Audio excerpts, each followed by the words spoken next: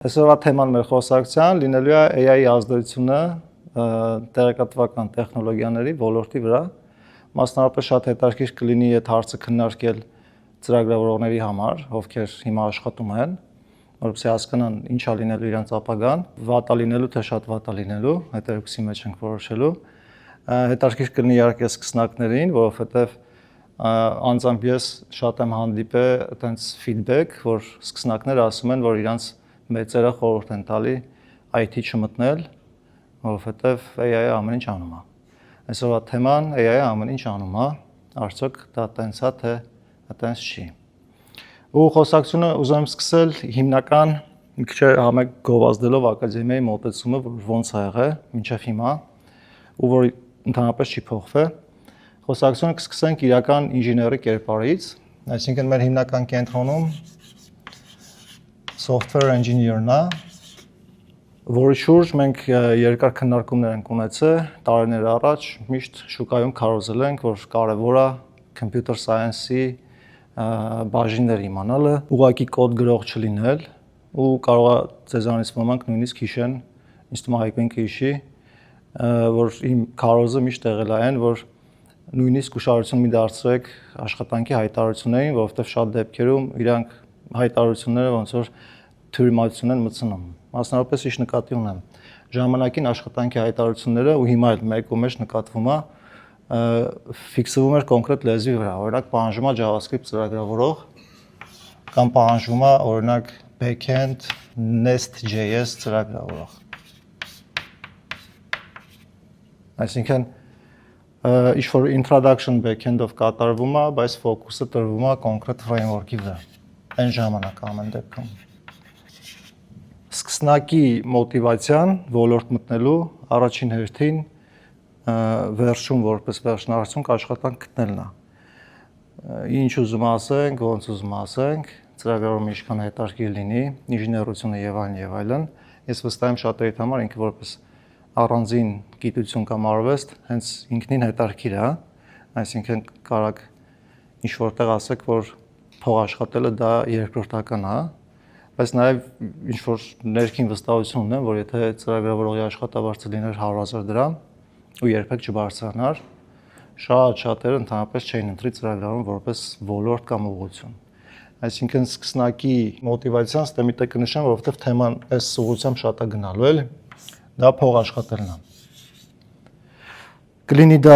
գործի տեղավորվել, կլինի սեփական ինչ-որ ստարտափ ունենալ, թե ինչ եւ այլն, կփորձեմ այսօր մանրամասնել, բայց հիմնական մոտիվացիան այդ է։ Դրա համար առաջին քայլ որպես տրամաբանական, որը սխալ է, բայց որպես տրամաբանական քայլ լինում է ուսումնասիրել աշխատաշուկան։ Այսինքն սկսնակը նայում է, թե ինչ ուղղություններ կա ծրագրման մեջ, ու ես ենթադրում եմ, որ այն կարգի սկսնակա, որ տարբերակում է օրինակ front-end, back-end, mobile եւ այլն, բացարձակ սկսնակ չի։ Այդ տարբերակելով տեսնում է, թե ասենք JavaScript-ի պոպուլյարностью ինչքան է շուկայում։ Օրինակ հայտարարություններից ասենք 10-ից 6-ը JavaScript ծրագրավորողը պահանջում, այտենց այդ լեզվի պոպուլյարությունը հայերեն չգիտեմ ոնց ասեմ, բարձրանում է։ Այսինքն շատերը ուղղակի փորձում են այդ աշխատաշուկային նայելով դուրս բերեն, թե իրանք ինչ ուղղություն պետք է զարգացնեն եւ այլն։ Սրա դեմ մենք միշտ պայքարել ենք, ասել ենք, որ որպես այդպեսին, որպես ծրագրավորող դու պետք է լինես այսպես կոչված language agnostic, այսինքն լեզվից կախված չլինես, ու այս մասով թե մինչև AI-ը, թե AI-ի ասած ասած բումից հետո մեր մոտ ակադեմիայում որևէ բան չի փոխվել։ Այսինքն երբեք այստեղ աշխատող կամ դասավանդող կամ թեկուզ TA ինչ ուզում է լինի, ինչ մասնագիտացում ուզում է լինի, նույնիսկ մակրոին երբեք խորհուրդ չի տալիս կոնկրետ ինչ-որ մի լեզու ուսումնասիրել, կոնկրետ այդ լեզվի ծրագրավորող կոչվել, էլի, որովհետև ինչ-որ անալոգիաներ տանելով կարանք ասենք, որ եթե դու մաթեմատիկոս ես, մեծ աշխատում ես Ֆրանսիայում, ուրեմն պետք է աշխատանքի հայտարարությունը այս նույն անալոգիայով լիներ պահանջում է ֆրանսերեն իմացող մարդ, ով մի քիչ մաթեմից լավ է կամ ընդհանրապես մաթեմատիկա գիտի, էլի։ Մաթեմատիկոսի տեսանկյունից էական չի, ինքը հայերեն է խոսում, չինարեն է խոսում, թե ֆրանսերեն է խոսում, իր խնդիրը նույնն է։ Բայց այդ լեզվի վրա շեշտը դնելը միշտ հակասել է իրական ինժեների կերպարին, որովհետև իրական ինժեներ ասվածը դա խնդիր լուծողն է։ Այսինքն ինժեների համար որում կապ չունի software-ա, թե մեխանիկական-ա, թե էլեկտրական-ա, թե ինչ-որ մոստերա սարքում, կամուրջներա սարքում եւ այլն, խնդիրը ինժեների համար խնդիր լուծելը կամ ընդհանրապես խնդիրը կենտրոնական է։ Ոստեղից ինչ որ իմաստով էական չի լուծման ճանապարհը։ Դուք ակնհայտը գիտեք, որ օրինակ եթե դու կենտրոնանում ես կոնկրետ պլատֆորմի վրա, օրինակ ուզում ես front-end application website սարքես, ապա կան նախընտրելի լեզուներ, կան նախընտրելի տեխնոլոգիաներ։ Այսինքն ոչ մեկ քեզ չի ստիպում լինել այնքան hardcore, այնքան տենց գժական ինժեներ, որ խոսքի assembler-ով փորձես website սարքես ինչ-որ։ Իրականում կարաս, արդյունքում կարաս, բայց այդ ամեն ինչից կտպավորվի, ասենք, միլիոն հոգուս մի հոգի, հետո կարող է լինի քո տատին կամ պապին զուտ խաթրական ուզենան տպավորվեն, էլի, դե ուրիշ բան չկա։ Այսինքն, եթե մենք կենտրոնում մեր համար խնդիր լուծելն է, ու այդ խնդիրը ձևակերպվում անես, որ մեզ անհրաժեշտ է ինչ-որ website, որը այսինչ բաները կանի, այս շրջանակներում մենք որպես ինժեներներ ուսումնասիրություն կատարենք եւ այն կհասկանանք, որ գոյություն են լեզուներ կամ ֆրեյմվորքներ, որոնք այս խնդիրը համեմատաբար ավելի լավ են լուծում կամ համեմատաբար ավելի արագ են լուծում։ Ըստ էս արագությունը եւս կարևոր դեր է խաղում։ Ովքեր ձեզանից կարդացել են Petzold-ի հայտնի գիրքը, աշխարհի ամենալավ գիրքը, կոդը, այնտեղ մետաղարտահայտություն կա, որ մեջ տպավորվել է մեքենայական կոդով ծրագիր գրելը նույնն է ոնց որ բանով, փայտիկով, այն զուբաչիստկայով, էլի, փայտիկով հաց ուտես։ Այսինքն դու sense tenես քո արդյունքին կհասնես, ինչ որ մի կետում կկշտանաս, ասենք մի շաբաթ հետո, բայց ինքը շատ անտրամաբանական ու անիմաստ բան է, էլի, կարաս ավելի, չգիտեմ, պատարակաղ վերցնես կամ գտալ նայած ինչ ես ուտում, էլի։ Առավել եւս, եթե ինչ որ սուպ ես ուտում, փայտիկով շատ ավելի դժվար կլինի կատացնելը ամեն դեպքում, այսինքն դու քո խնդրին կարաս հասնես, բայց դժվար ճանապարհներով, էլի։ Այտենց մազոխիզմ երբեք մենք չենք կարողացել։ Մենք միշտ ասել ենք ակադեմիայում, որ դու պետք է որպես ինժեներ իմանաս հիմունքները, ֆունդամենտը քո ուժեղ լինի, լեզու մեզու եւ այլները էական չի կախված չի։ Ինչ է նշանակում ֆունդամենտը ուժեղ լինի։ Նշանակում է կարողանաս հասկանաս մեքենան։ Այն ինչը քո համար աշխատելու է։ Մեքենա ասվածը կամպյուտերի մասին է խոսքը, էլի։ Հասկանաս այդ մեքենան ինչերից է բաղկացած, ոնց են համագործակցում տարբեր կոմպոնենտներ իրար հետ, CPU, RAM եւ այլն։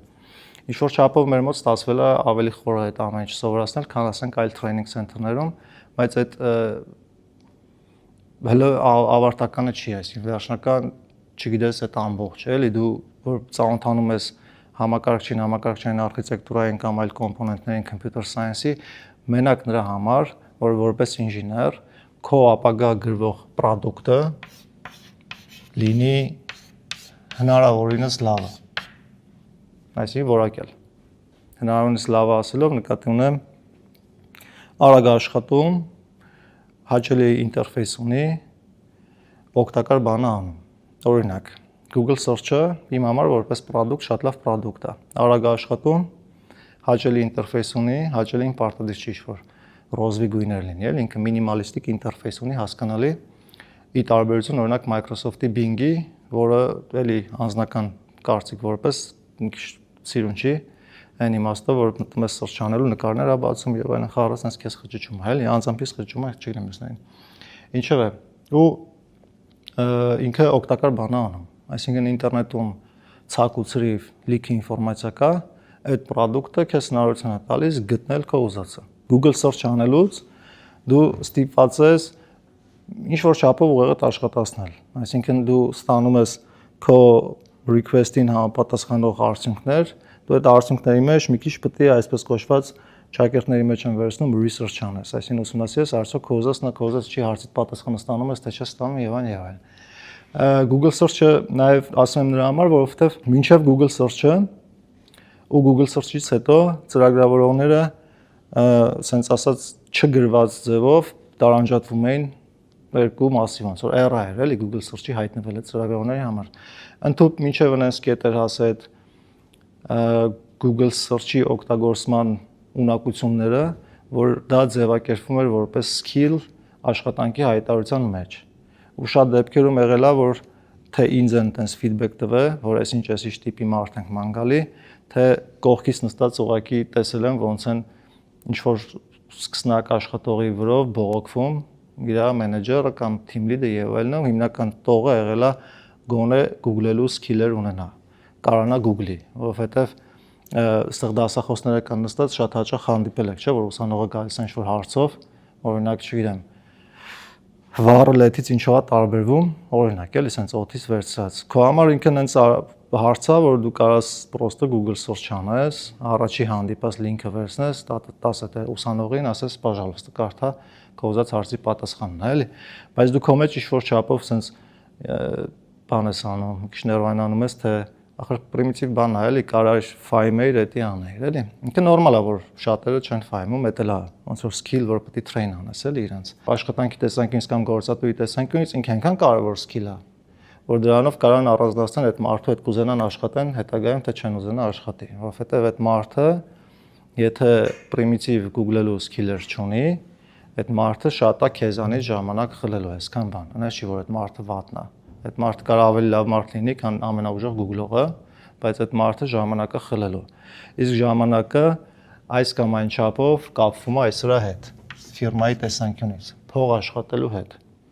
Լավ ծրագրավորողը վատ ծրագրավորից տարբերվում է նրանով, բազմաթիվ կետեր կա, որ տարբերվում է, կետերից մեկը հետևյալն է։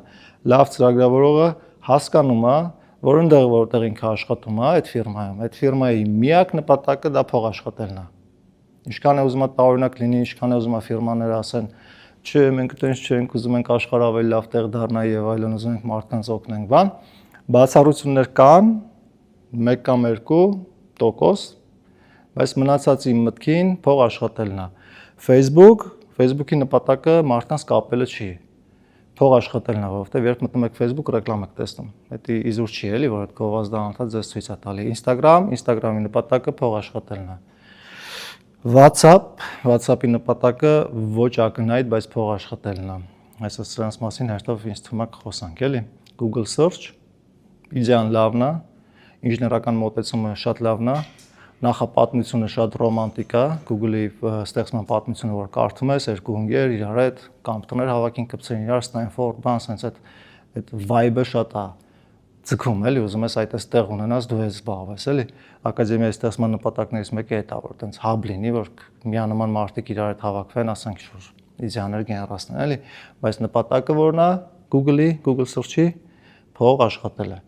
Հիմա դուք YouTube-ը օգտագործում եք ամեն օր, YouTube-ը պատկանում է Google-ին, YouTube-ը ձեզ ինչ է անում, կյանքերդ ուտում է, չէ՞։ Նա դա էլ անում,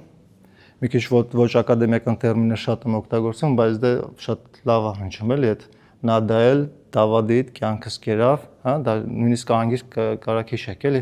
Hi, would you like to receive a gift, չէ՞։ Այն բաները, մորմոնների ռեկլամները կամ մանկական տրավմաներ կամ ավելի վատ ռեկլամներ կա շատ անհարմար տեղեր ամյանում եւ այն։ Ամեն րոպեն մեկ, ամեն 2 րոպեն մեկ վիդեոյի ընթացքում կարա միանա, էլի։ Վատ ծրագրավորողը չգիտի դրա մասին։ Վատ ծրագրավորողին թվում է ու վատ ոչ թե սկիլերով, մարդկային եւ այլն, այլ երկար ճանապարհ չունեցող, հա, սենց ասեմ։ Վատ ծրագրավորողը չգիտի դրա մասին։ Վատ ծրագրավորին թվում է, որ ինքը ինչ-որ միտեղ ընդունվելու է, որպես ինչ-որ դետալ այդ մեծ ֆիրմայում ու ինքը իր գործը անի, ինչքան հնարավոր է, չգիտեմ, քիչ աշխատելով, եթե այտենց մտածելակերպ ունի կամ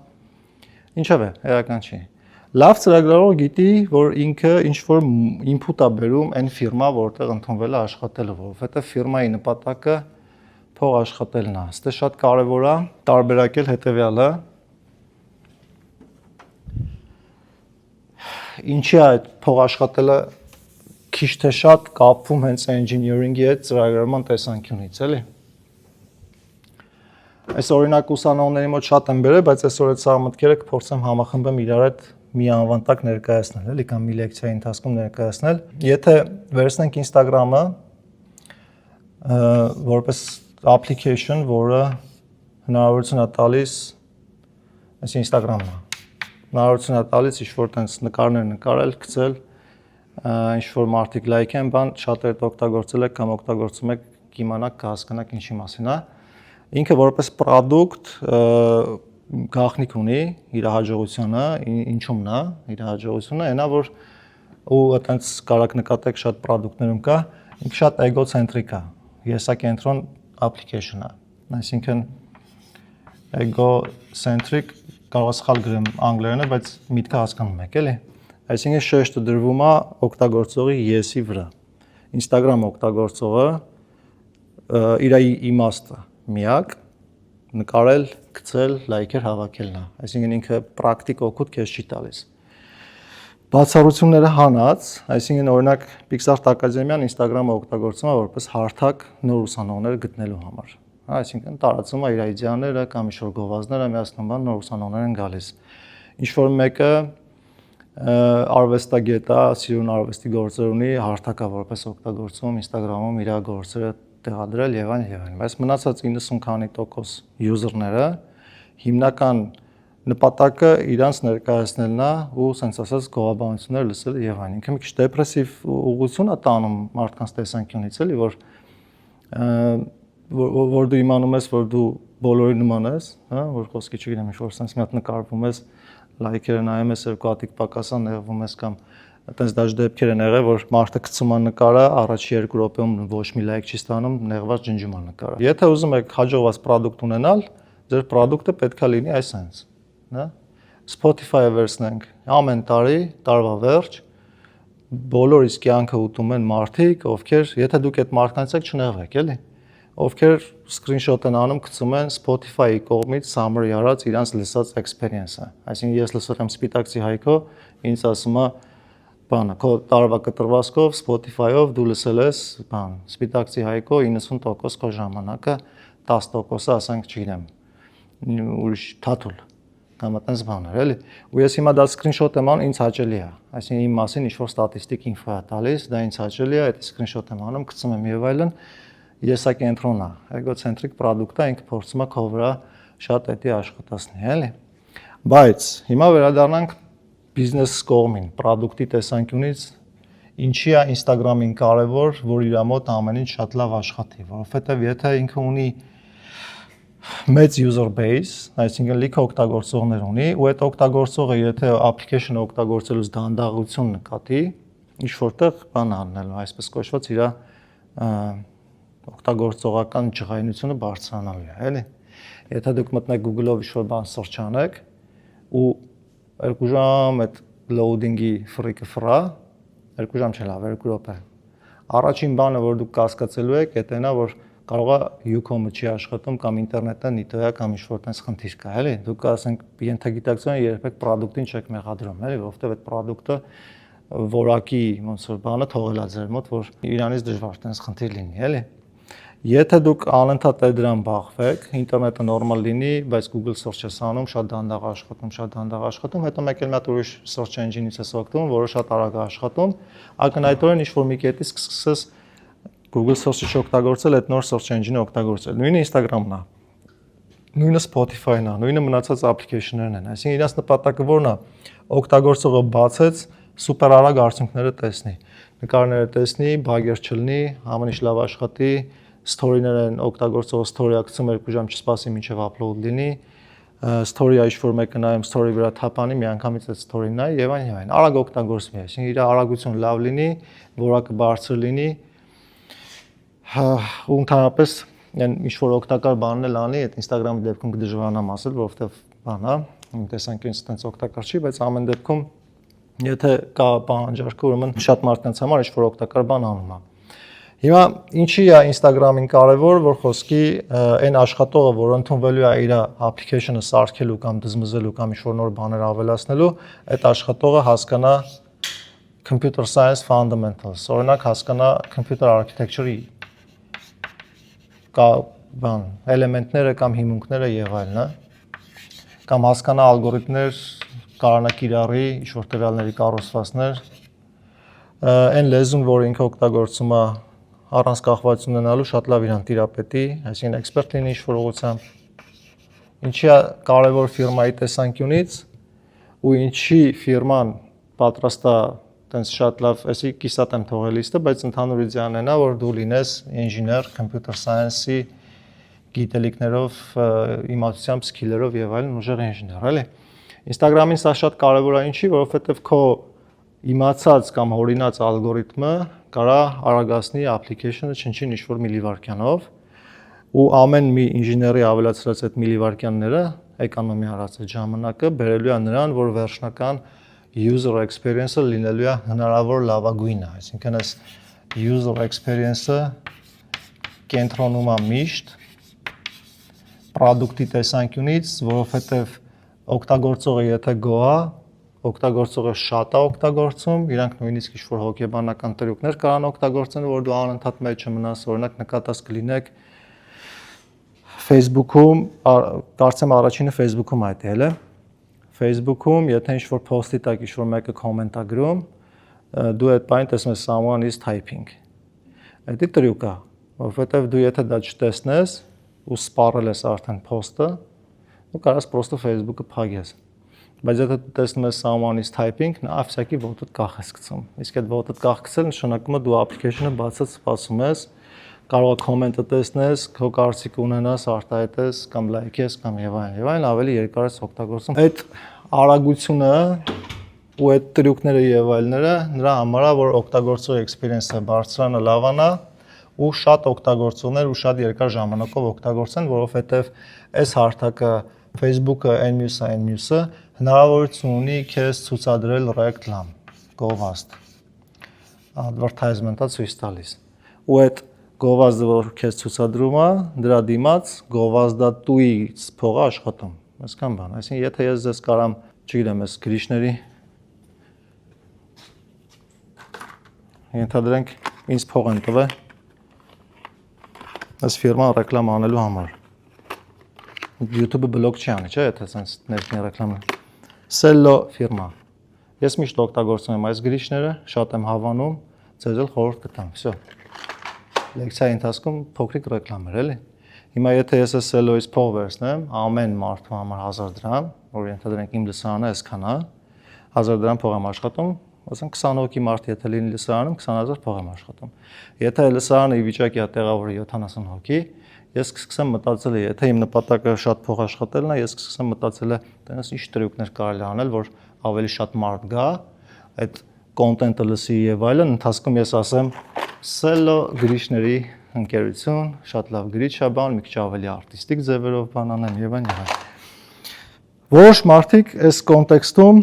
ուրիշ, եթե տալու բան չունեն, մի քիչ ուրիշ տրյուկներ են անում։ Օրինակ, չգիտեմ, փորը բացան այդ լեկցիան անում, որ կարող է մի քանիսին գրավի, չգիտեմ, բայց կարող գրավի։ Կամ ասենք ինչ-որ խելար բաներ են անում, որ դա տարածվի, բան, ուրիշները ուզենան տեսնեն, մյուս լեկցիային ուզենան գան եւ այլն, բայց թաքուն նպատակը նույնն է, էլի։ Այսինքն Instagram-ին, Facebook-ին, Google-ին, մնացածին մեծ հաշվով էական չի Աֆրիկայում սովի ենթարկված ինչ-որ ժողովուրդներ կամ իրանց հետաքրքիր չի գլոբալ տաքացում կամ իրանց հետաքրքիր չի խնդիր, որը իրոք մարդկության համար կարող է այդ խնդիրներն են, օրինակ չգիտեմ, վստահ չեմ, գաղափարն եմ ասում։ Իրանց հետաքրքիր է հնարավորինս շատ մարդ օգտվի պլատֆորմից, որպեսզի իրանց կարողանան ցուցադրել հնարավորինս շատ ռեկլամ, որպեսզի աշխատեն հնարավորինս շատ փող։ Այսքան բան, հա։ Ու ինժեներների մեծ մասն էլ որ ուզում է ընդունվի Google, Instagram, Facebook եւ այլն այդպես տեղեր, չնայած Instagram, Facebook նույնն է, չէ՞։ Այդտենց շուտ լուրջ տեղեր է ուզում ընդունվի, որովհետեւ այդտեղ բարդ է ընդունվելը, որովհետեւ պետք է twin engineer լինես, որպեսզի կարողանաս ընդունվես, որովհետեւ twin engineer-ը մենակ կարա միլիվայրկյաններ էկոնոմիա անի, որ այդ product-ը լավ աշխատի, որպեսզի շատ ռեկլամ ցույց տան, որպեսզի շատ փող աշխատեն։ Այդ ինժեներին պատրաստ են շատ փող տան։ Ինժեներների մեծ մասը ոչ թե իրանց գերնպատակը դառնալ ինչ-որ twin engineer, որպեսզի չգիտեմ, աշխարհը ավելի լավ տեղ է դարձնել, այլ դառնալ twin engineer, որ կարողանալ այդտեղ ընդունվել, որովհետև prestigious է, պլյուս անհամեմատ ավելի շատ փող ես աշխատում, էլի։ Այսինքն մի քիչ կարող է արհեստական կեղծավոր կամ չգիտեմ ինչ-որ մակերեսային թվա, այս իմ խոսացածը, որ կապում եմ փողի հետ, բայց սա շատ կարևոր բան է, փողը չէ։ Գաղափարը շատ կարևոր բան է, որ ծրագրավորողը պետք է հասկանա, որ ֆիրմայի նպատակը այդ է մենակ։ Ֆիրմաները շատ բաներ ձևացնում են։ Մենք մի ընտանիք ենք, չգիտեմ, մեր մոտ sense բաներ կա, PlayStation կարա խաղալ, հանգստի սենյակ եւ այլն, team building-ներ, բլա բլա եւ այլն, սա տրյուկ է։ Այդ տրյուկի իմաստը հնարավորինս շատ կադրեր ներգրավելն է։ Հա, Կարող է այդ ֆիրմայի աշխատող HR-ը, office manager-ը կամ նույնիսկ ինչ-որ C-level-ի տնօրեն հակադարձի ինձ, ասի, այտենց չի, մեր մոտ իրոք այտենց է, մենք սիրում ենք իրար։ Մենք իրար հետ լավ ենք աշխատում, էլի։ Բայց ինչ-որ ներքին վստահություն կա, որ եթե ֆիրմայի գործերը մի քիչ վատանա, այն սպասված layoff արտահայտությունը, չգիտես խի, այդ ընտանիքի անդամների վրա անդառնալու է, էլի։ Հա, այսինքն մեծ հաշվով աշխատողը նեղանալու բան չունի, եթե աշխատողը պատկերացնում է, որ այդ ֆիրմայի միակ նպատակը դա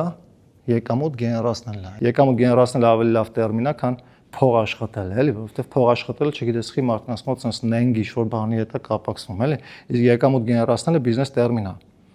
Եկամուտ է գեներացնում ֆիրման, այդ եկամուտը ինչ-որ չափով կիսում է այն աշխատողներին, ովքեր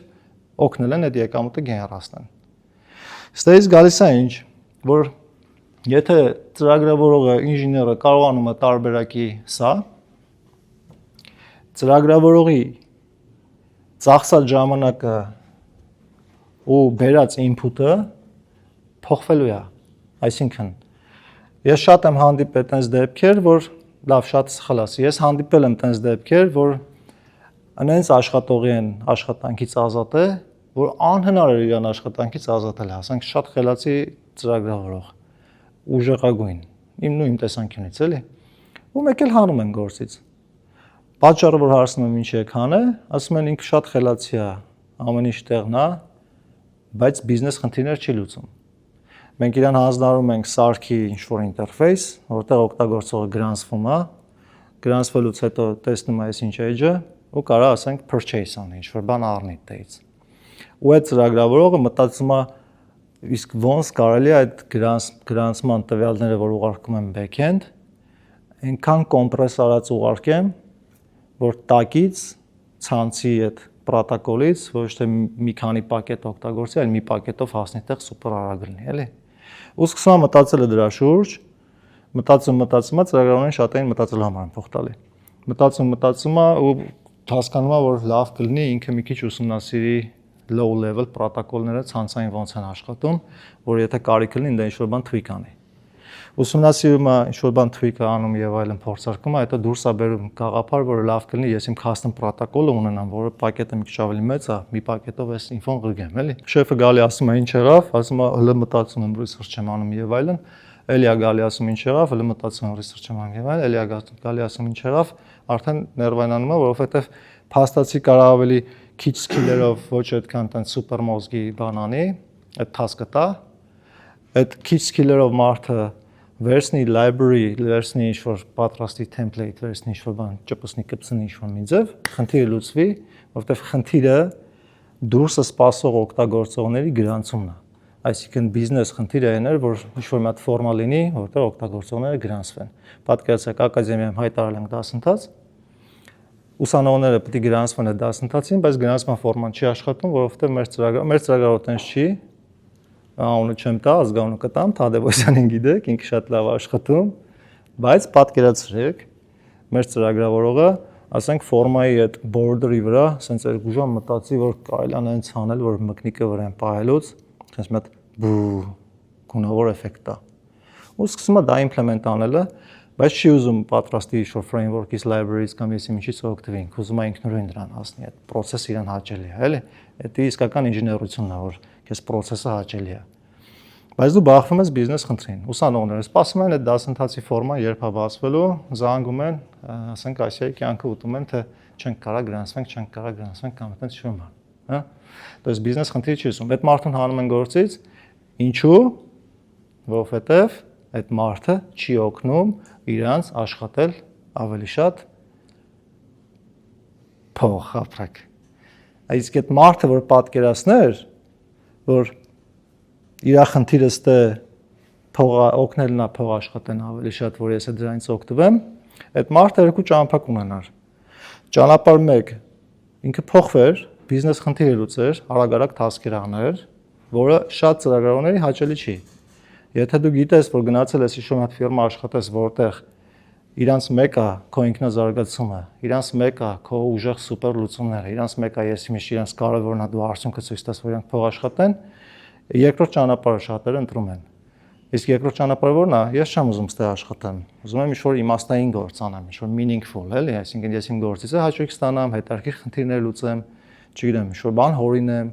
ինքը չլինի այսպես կոչված primitive CRUD application։ Այսա սրա վրա հակին մանրամասնել եմ, էլի։ Այդ ծրագրավորողը դուրս է գալիս ու սկսում է իր օպշնները դիտարկել։ Կա արդյոք այտենց խոր ինժեներական ֆիրմա, որտեղ կարելի է ինչ-որ հետաքրքիր խնդիրներ լուծել եւ այլն եւ այլն։ Այն ժամանակ, մինչեւ AI-ը, մինչեւ AI-ի բումը, մասնավորապես մինչեւ Cloud Opus-ը, Opus 4 ու 6, մի քիչ դաժե դրանից շուտ, էլի, մինչեւ 2022 թիվ, այդ ծրագրավորողը, եթե մեկը գար ասեր, մեզ դուրս չի գալի քո սենց 2 ժամ ալգորիթմական ինչ-որ խնդիրների մեջ տապկվել է, մեզ պետքա դու բիզնես խնդիր լուծես, եթե չգնա, այդ ծրագրավորը կասեր խոսքի տենց մի քիչ բանով, մունատով բանով, թքեմ ձեր նման ֆիրմայի վրա, ես հելնում եմ գնամ, ոտը դուրս էր դնում, միտը ասում էր, որ ինքը աշխատանք է մանգալի, միանգամից իրան հրավեր ուղարկում էին, որովհետև շուկան հագեցած էր լիքը ֆիրմաներով, որոնք պատրաստ էին դա անեն։ Իսկ հիմա այդ ծրագրավորողը, չգիտես ինչու, սկսել է մոտը պրասֆիշենիա եղել, որ ինքը հասկանում է, որ ճիշտը բիզնես խնդիրը լուծելն է այդ երկրորդական ինժեներականները, ինչի որովհետև այդ հնարավորություն չունի հիմա ուրիշ տեղ գնա աշխատանքի ընդունվի, հա։ Հիմա ոնց որ փոխվել է ինդուստրիան այնց, որ ծրագրարման ֆիրմաները ասենց շատ կոշտ ձևով մուռ են հանում ծրագրավորողների մեծամտության պատճառով, որովհետև այն ժամանակ էլի լիքը պատմություններ ենք իմանում, որ ինչ-որ մեկը գալիս է հարցազրույցի, ծրագրավորող Շունիկը հետը ու պնդում է, որ եթե ես գամ ձեր մոտ աշխատեմ, պետք է Շունիկից ամեն օր բերեմ։ Հա, ռեալ պատմություն եմ ասում։ Հիմա եթե ինչ-որ մեկը տեսնի ու ես լսել եմ, էլի չեմ ճանաչում։ Վիրավորական բանով չեմ ասում, պրոստը միտքը։ Ու ֆիրմաներից շատերը օքեյ էին այդ մտքի հետ, օքեյ, կարելի է ինչ-որ մի հատ է բան մտածել, խոսքի չգիտեմ։ Այն մի սենյակը նվիրել կենթանիներին, ով ուզում է իր շունիկի հետ գա կամ կատվիկի հետ գա, կարողանա այդ կենթանուն տեղադրի բան, բայց այդ կադրը թող հասնի տեղ, էլի։ Այդ կոմֆորտը սկսվել է Google-ից, Google ֆիրման այդ կոմֆորտը սկսել մշակույթ սարքելը ծրագրման ֆիրմաներում։ Այն ժամանակ մեր համար ցնցող էր, որ իմանում էինք, որ Google-ը անվճար սնունդ է տալի։ Նստած ես, աշխատում ես, մի քիչ փորդ գրմռած, գնում ես, ընդ որում սիստեմա ունեին, որ կարծեմ 30 մետրից հեռու պետք է չլինի քո մոտակա ուտելու տեղը, այսինքն ոչ թե սաղ այդ շենքում մի հատ ճաշարանա, այլ բաշխացա խառը տեղեր, որ դու ստիպված չլինես գնաս ասնես ես իմ որ հաց ուտես, գործիցդ շատ կտրվես, էլի գնաս արագ ուտես, ու դու կարաս լինես հնդիկ, դու կարաս լինես պակիստանցի, կարաս լինես ռուս, հայ եւ այլն, պետք է այդ ուտելիքի մեջ նաեւ քեզ հարազատ բան է գտնես, այսինքն Google-ը հատուկ բան խորհարներ էր վարձում, տարբեր երկրների մշակույթների խոհանոցները սարքելու համար բան, որովհետեւ դու երբեք բողոք չունենայիր, օրինակ չգնայիր, տնայիր միշտ բուրգերա ու ֆրիա, այլ կգնայիր տեսնեիր, ասենք չգիտեմ, բան, ուզբեկական փլավկա սարքելա հենց ուզբեկ խոհարարը, հատուկ ուզբեկ ծրագրավորողների համար կամ ովքեր սիրում են այդ կամ թփով տոլմա, այո, հատուկ ու տատիկի ռեցեպտով սարքած, որ հատուկ այդ ամեն ինչը լինի, էլի։ Այսինքն նպատակը որն էր Google-ի, ոչ թե այն, որ իրանք էլ էին ինժեներ, ուզում էին ինժեներները դառնային աշխարհի ամենակենտրոնական դեմքը, այլ նպատակը այն էր, որ իրանք կարողանային հնարավորինս շատ կադրեր ներգրավել, որպեսզի իրանցից ֆիլտրեին լավագույններին։ Իսկ Google-ին ինչ էր պետք այդ լավագույններին ֆիլտրելը, որպեսզի լավագույնը կամեր ամեն միլիվարկյանը, որ user experience-ը լավանա, ու product-ը լինի լավագույնը ու կարողանա եկամուտներ ավելի շատ գեներացնի։ Գովազդներ ցույց տալով, ես իմ եթե գովազդները ցույց չի տալի, օգտագործողի տվյալները ծախելով կամ այդպես ինչ-որ հարցրավ։ Էական չի, աշխատանքի բան է, էլի, միտքը էական է նա, որ այդ մշակույթը, որ Google-ը մցրեց, այն մյուսները սկսեցին շուկայում պայքարել։ Հայաստանում այդպես դեպքեր շատ ա եղել, որ Հայաստանում այդպես բան շատ չկար, բայց Հայաստանում ֆիրմաները կադրեր գողանալու համար, շակերտների մեջ եմ ասում գողանալը, ներգրավելու համար ստավք են դնում էին այն նրա վրա, ինչին հայերը ամենաշատն են ուշադրություն դարձնում աշխատավարձի։ Այսինքն, եթե սենյոր ծրագրավորը ստանում է 1 միլիոն դրամ աշխատավարձ, ու այդ ֆիրմայում ինքը իրան շատ լավ ազգում, իրան գովում են, դե փափուկ աթոռներ կա, PlayStation կա, սեղանի թենիս, մասաժ են անում մեկու մեջ, շաբաթ-կիրակի ազատ են, գործի ուշ են գալի, շուտ են գնում, ոչ մեկ իրանց վրա չի խոսում եւ այլն, ծրագրավորների կյանքը դրախտային շատ շուտ կյանք էր, էլի։ այդ ծրագրավորողին, որպեսզի դու որպես այլ ֆիրմա կարողանաս ներգրավես քո մոտ, դու պետք է առաջարկես իրան օրինակ 1.5 միլիոն, որ ինքը ասի, «Վաու, 1.5 տարբերություն է տալիս, ես կարամ հելնեմ գնամ ընդ»։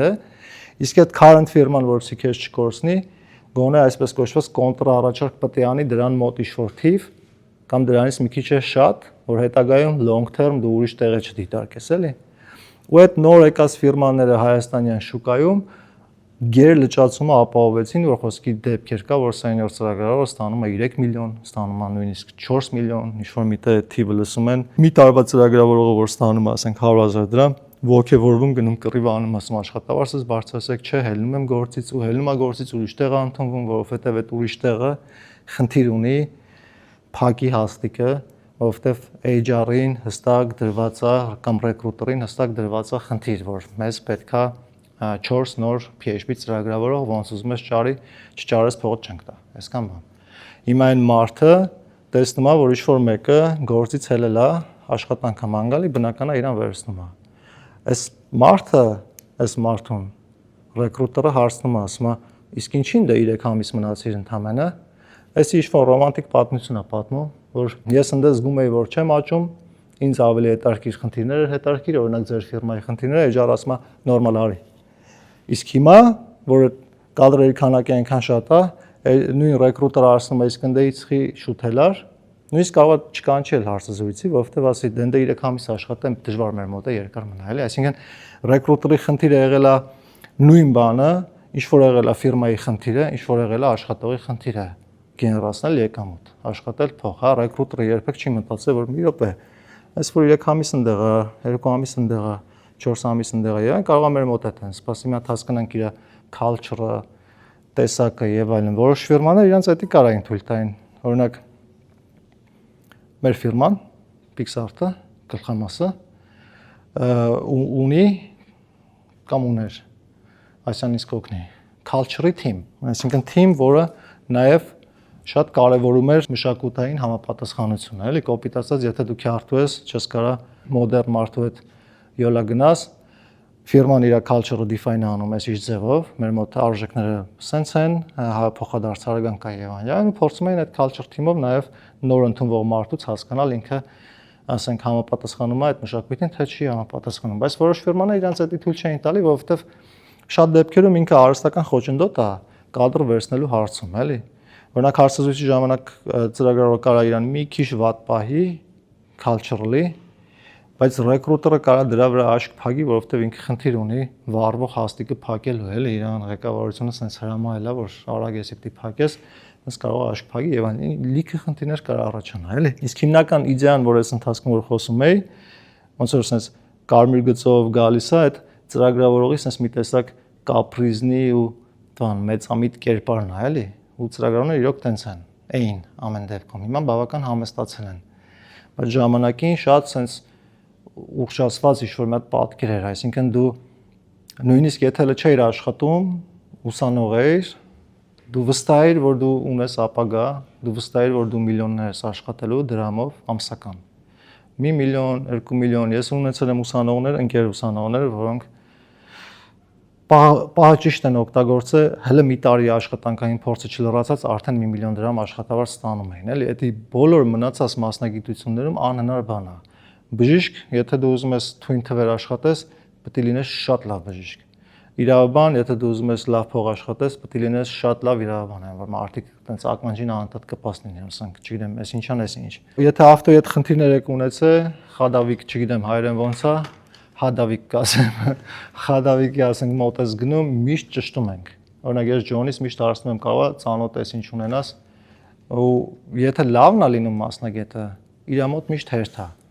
Ու դու պատրաստ ես տեսականորեն այդ հերթին սպասես, որովհետև վստահ ես, որ նորմալ բարեխիղճ կսարքեն եւ այլն։ Այդ մարդը լավ է փող աշխատում, բայց մնացած 90% նույն մասնագիտություն ունեցողները այդքան էլ լավ չեն աշխատում։ Նույնը առաքիչն է կարող լավ փող աշխատի, եթե ինքը տենց շատ ուժեղ էմպաթիա ունի, շատ լավ culture ունի, դիմանում է, ստրեսակայուն է եւ այլն, որովհետև շատ դժվար գործ է, էլի։ Ասենք գալիս ես մեկին ապրանքը հասցնում ես 5 րոպե ուշացրիր, նենց մունատ են գալի, ոնց որ դու ես մեղավորը։ Կարող է ապրանքի մեջ որ սխալ լինի, նենց մունատ են գալի, ոնց որ դու ես խոհարարը եւ այլն եւ այլն։ Էլ չեմ ասում ճանապարհային խնդիրներ եւ մնացած շոքին, արևին եւ այլն, բայց եթե առաքիչը ի վիճակի ասենց իրան ձիգ պայելով բոլորի հետ ճպտրես եւ այլն ադուշի, բան ինքը թիփերով բաներով կարա լավ է փող աշխատի, ինչ որ մի կետում է, ասենք չգիտեմ,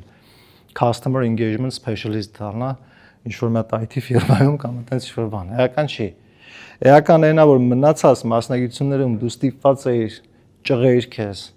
այսպես ասած վիզդներ, հասներ ինչ որ բարձունքների, որ կարողանայիր 1 միլիոն, 2 միլիոն աշխատավարձ ունենայիր, իսկ ծրագրման մեջ պրոստը սպասելով կարայր այդքան աշխատեիր։ Այսինքն մտնեիր մի տեղ, լու framework Nest.js, Node.js, JavaScript, React, sense խոսում ես պրոստը, բլա բլա բլա, ֆիրմայում քայլում ես, խելացի դեմքով, նոթբուքը ձեռդ, տարին լրանում է, գնում ես գործից դուրս ես գալի, ուրիշ տեղ ես դիմում, աշխատավարձից ինչքան ես ուզում, 500,000, արի ընդունված ես, 4 ամիս ընդ աշխատար, մի բան դուրս չեկավ, էլ գնացիր, ինչքան ես ուզում, 800 միլիոն, 1.5, դու կարաս այդ ընթացքում ոչ մի արժեքավոր օգուտ չտաս։ Ես տենց եղել եմ, ես աշխատել եմ լիք ֆիրմաներում, ու այդ ֆիրմաներից մեծ մասում արժեքավոր օգուտ չեմ տվել, բայց իմ աշխատավարձը անընդհատ բարձրացել է ֆիրմայից ֆիրմա, անընդհատ։ Այն ժամանակ ես տենց մոլորության մեջ էի, թյուրիմացաբար մտածում էի, որ բան, սխեմա եմ գտել, ինչ-որ ստրատեգիա է, հա, նպատակը այդ չէր, բայց դու այդ ստրատեգիան մեկ է ջոգում ես, դու քեզ զգում ես բան, ասենց ասած, invincible, էլի, ոնց կլինի, անձեռնմխելի ապրես, այսինքն դու ոչ մի բանից չես վախում, դու գիտես, որ խոսքի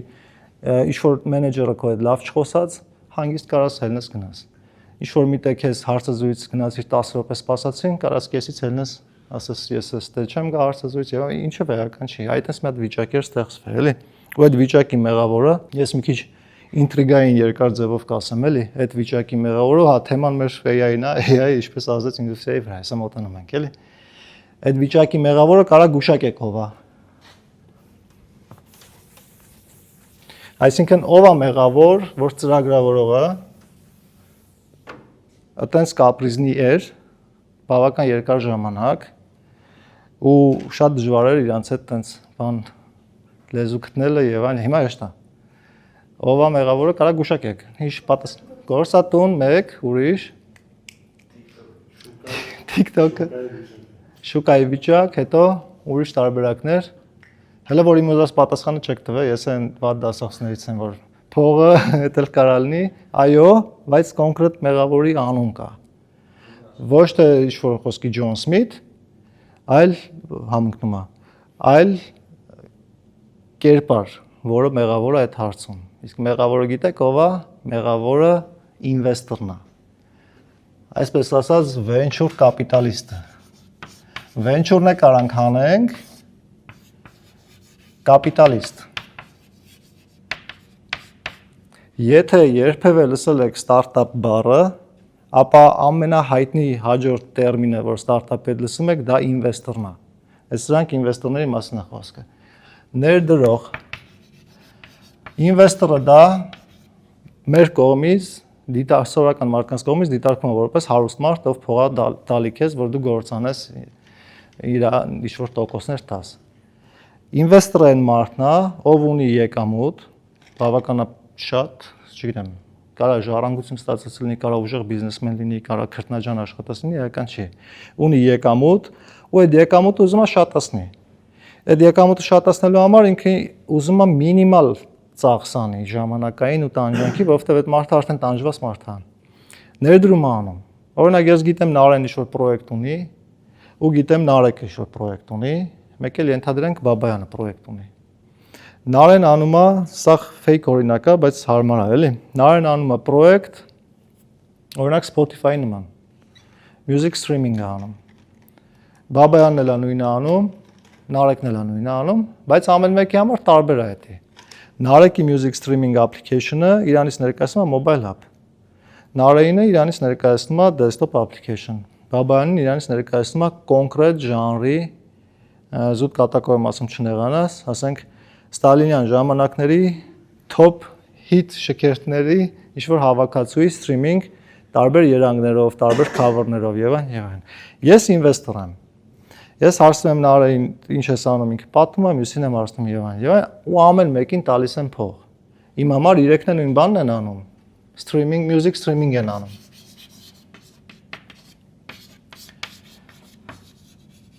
Բայց մեկը մյուսից խաբար չի, անկախ են աշխատում, էլի։ Օրինակները բերեցից թե գտնվող մարդկանց վրա, բայց կարող պատկերացնեք տարբեր երկրներում։ Ասենք ինվեստորը Ամերիկայում է, by default։ Մեկը չինացի է, մեկը ուզբեկ է, մեկը էսա է, նա տարբեր տեղերից գալիս են, ասենք pitch են անում։ Pitch անելը ստարտափերների լեզվով դա ներկայացնել քո իդեան։ Ու pitch անելուց ամենակարևոր կանոնը, որ մեզ սովորացնում էին, դա կարճ պահելն է։ Ու տենց դա նույնիսկ տերմին էր առաջացել elevator pitch, մի քիչ акցենտը լավ չեմ ասում, բայց բան, yani lift-ի մեջ այդ pitch-ը պետք է հասցնես, պատկերացնես, որ դու ինվեստորի հետ նստար lift, հելնում ես, ասենք 8-րդ հարկ, այդ ընթացքում հասցնես պատմես ինչ ուժեղ գաղափար ունես եւ այլն, եթե դրանից երկար է քո գաղափարը ներկայացնել, ուրեմն հետաքրքիր չի։ Ու մարդիկ ժամանակ էին ծախսում իրանց pitch-ի վրա։ Այսինքն ոնց անել պրեզենտացիան սուպեր արագ անել, որ ինվեստորի ուշադրություն գրավենք, որ մեզ փող տա, որ կարողանանք այդ պրոդուկտը անել, ինչի էր այդ փողը պետք պրոդուկտը անելու համար, որովհետեւ ծրագրավորողը շատ թանկ ռեսուրս է։ Այսինքն եթե դու ուզում ես ինչ-որ մի պրոդուկտ սարքեիր, այս նույն իդեայով եմ ասում, այս տշնամիներին հələ մաքրեմ, եթե դու ուզում ես ինչ-որ պրոդուկտ անել, եթե բոլոր պլատֆորմներում ես ուզում անել, օրինակ web-ում, mobile, desktop,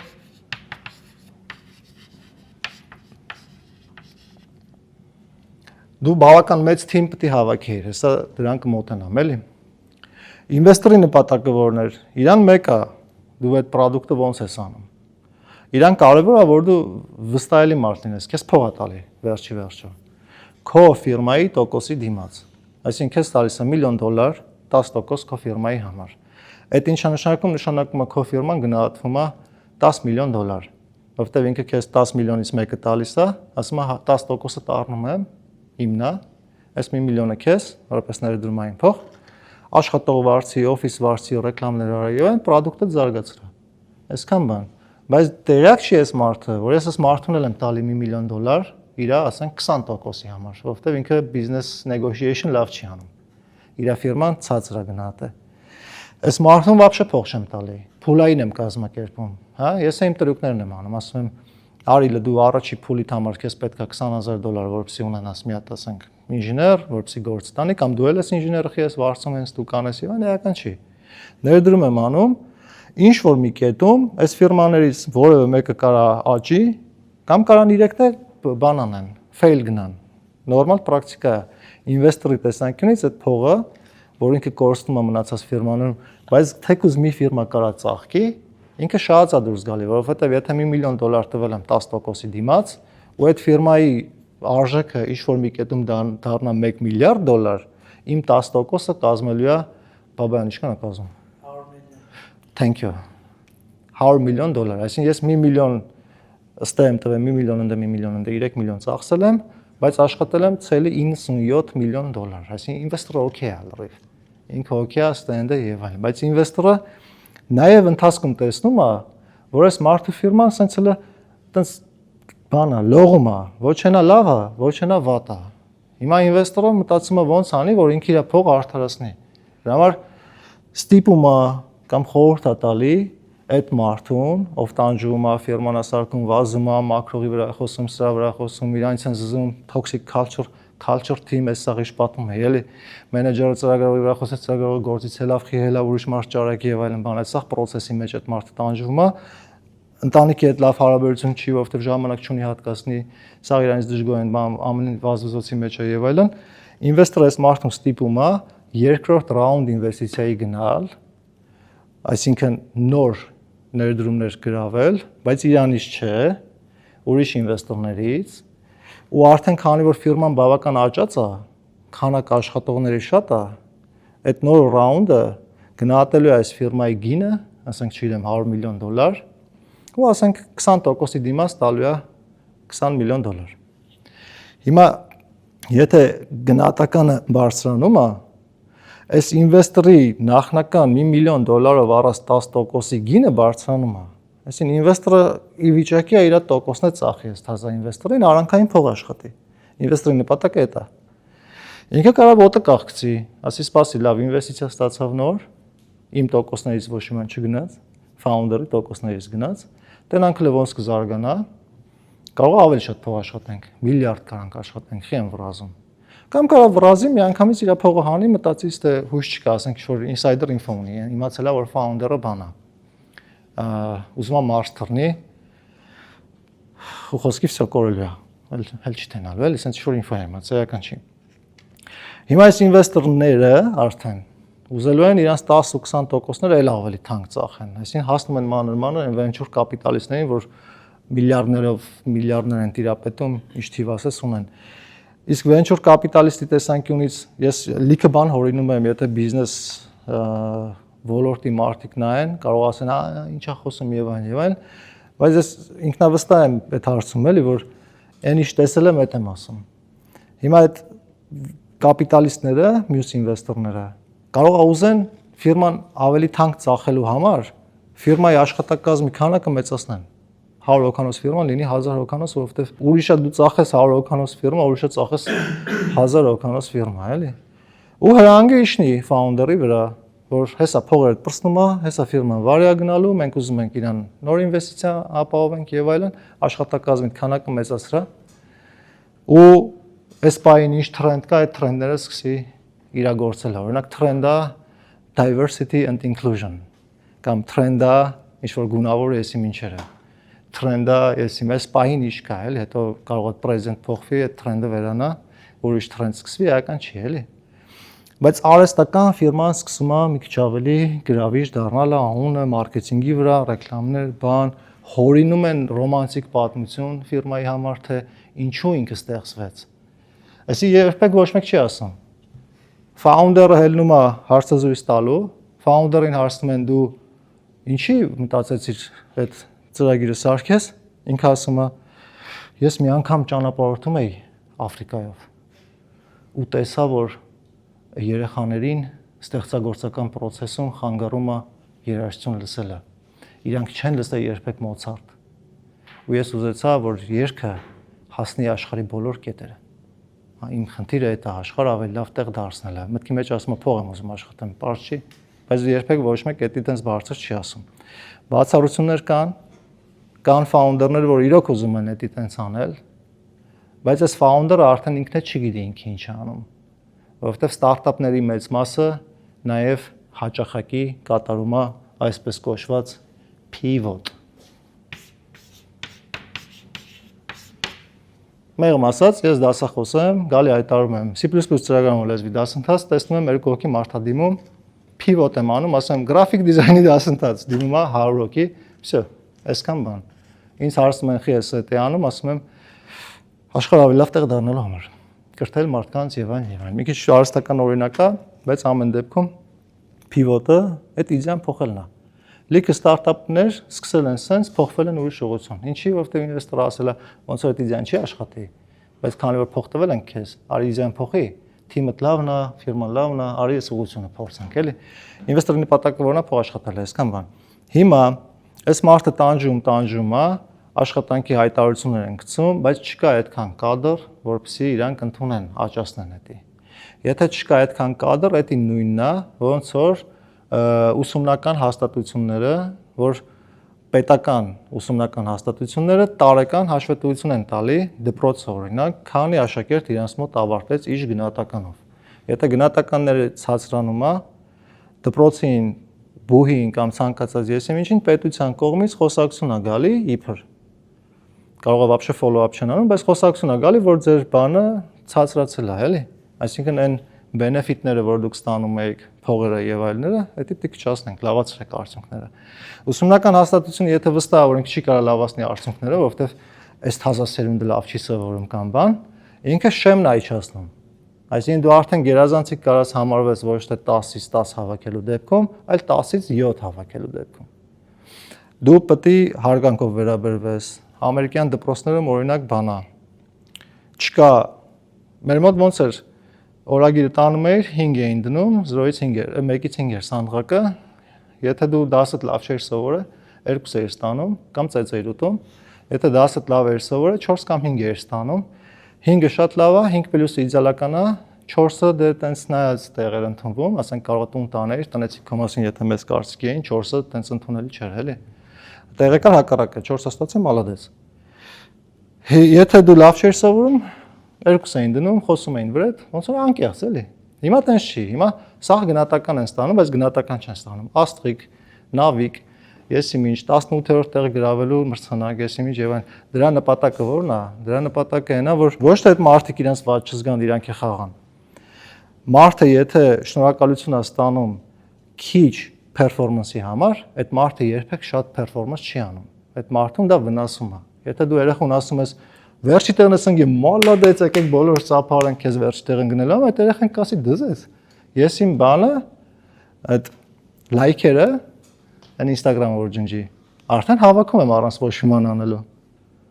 Հա, հավասարություն եւ այլն, այդ երախեն չի ուզի աշխատի իր վրա։ Հիմա ինչ են դա անում։ Շեմը իջացնում են, ավարտողների քանակը շատանում է, ասենք միջին վիճակագրական եւ այլն, բուն լավ է, այս տարի էլ լավ։ Մյուս տարի վատացավ էլի շեմը իջացնենք այնքան, մինչեւ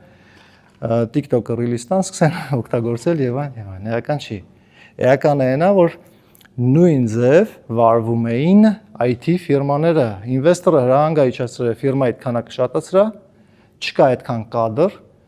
ընկեր մի խորացեք այդ ինժեներության մեջ, computer science, եսիմինչ, այնքանա JavaScript իմանա, թողա, մի հատ framework իմանա, թողա։ Պահանջարկը տենց սկսվավ։ Այսինքն եթե պահանջարկը տենց սկսվավ, ինչ են ծլում training center-ներ, սովորիր 2 ամսում, ստացիր, այսինչ դարձիր, դարի մասնագետը աշխատիր 500,000, 1 միլիոն եւ այլն, ու սովորական ժողովուրդը տրվում է դրան, որովհետեւ ոչ մեկ չի մտածում long term, բոլորը մտածում են short term, դա ոսկե կանոնն է, դա միշտ պետք է հիշեք, ու եթե ուզեք օգտագործեք իօգուտ ձեզ։ Long term ոչ մեկ չի մտածում։ Կամ ապացուցեմ, որ ոչ մեկ չի մտածում, այն իմ հայտնի Instagram-ի օրինակով, որ ասում եմ, օրական 2 ժամ Instagram օգտագործելը տարվա մեջ կազմում է 1 ամիս։ Այսինքն դու օրական անմեղ 2 ժամ Instagram scroll անելով խառը ժամերի կապ չունի տրանսպորտի մեջ ես, որտեղ ես եւ այլն, տարեկան ուղղակի կորցնում ես մի ամիս, որովհետեւ 365 անգամ 2 ժամ 30 օր անում, էլի։ Դու օրսես նայում ես, հորսարև ես մի ամիս ընդամենը կորցնում եմ մենակ Instagram-ի վրա, մի ամիսը կարամ Facebook-ի վրա կորցնեմ, մի ամիսը կարամ ես ինչի վրա կորցնեմ, տարվա կեսը անկապ կորցնում եմ ես։ Այդտենց որ նայում ես, մի քիչ sense թափվում ես, էլի։ Բայց այդտենց նայելու համար պետք է մտածես, որ այդտենց նայես, իսկ ոչ մեկ չի ուզում long term մտածի, այսինքն 3 ժամկետ պերսպեկտիվայով տեսնի, էլի։ Սա short term, այսօր է կես ժամ ում է խանգարելու։ Մի օր ուշ, մի օր շուտ ում է խանգարելու։ Մի ամիս ես կամ մի ամիս ենկом ում է խանգարելու եւ այլն, էլի։ Հիմա եթե չեն մտածում long term, նշանակում է այն ուսանողը, ով լսել է, որ ծրագրավորումը բեսան փող է բերում, бешеные деньги можно зарабатывать, հա։ Ու ընդ որում դու պարտադիր չի լինես 4-5 տարվա, ասենք, մաթեմատիկոս, ֆիզիկոս, սուպերինժեներ, որ այդ դրան հասնես, դու կարաս մտնես training center, սովորես ինչ-որ լեզու, պայմանական ընդունենք JavaScript, ու այդ ինչ-որ լեզուն սովորելուց հետո գնաս, փորձես հարցազրույց մի ձև խցկվես, օպ, ֆիրմա մտար, ինչ պետք է անես, ընդամենը մի տարի դիմանաս, որովհետեւ մի տարի հետո դու լինում ես 1 տարվա ծրագրավորող, փորձով, կարաս հելնես ու իշտ ընդունվես։ Սիստեման ինքն իրան փչացնում է։ Հա, այսինքն ինքն իրան sense թույնում է ներսից, լճացում է ապահովում եւ այլն, այտենց համ երեխեն է տուժում։ Վերջի տեղ ընկածին եթե գովում ես, ինքը երբեք չի ուզում իր վրա աշխատի։ Long term տուժում է։ Եթե այդ երեխեն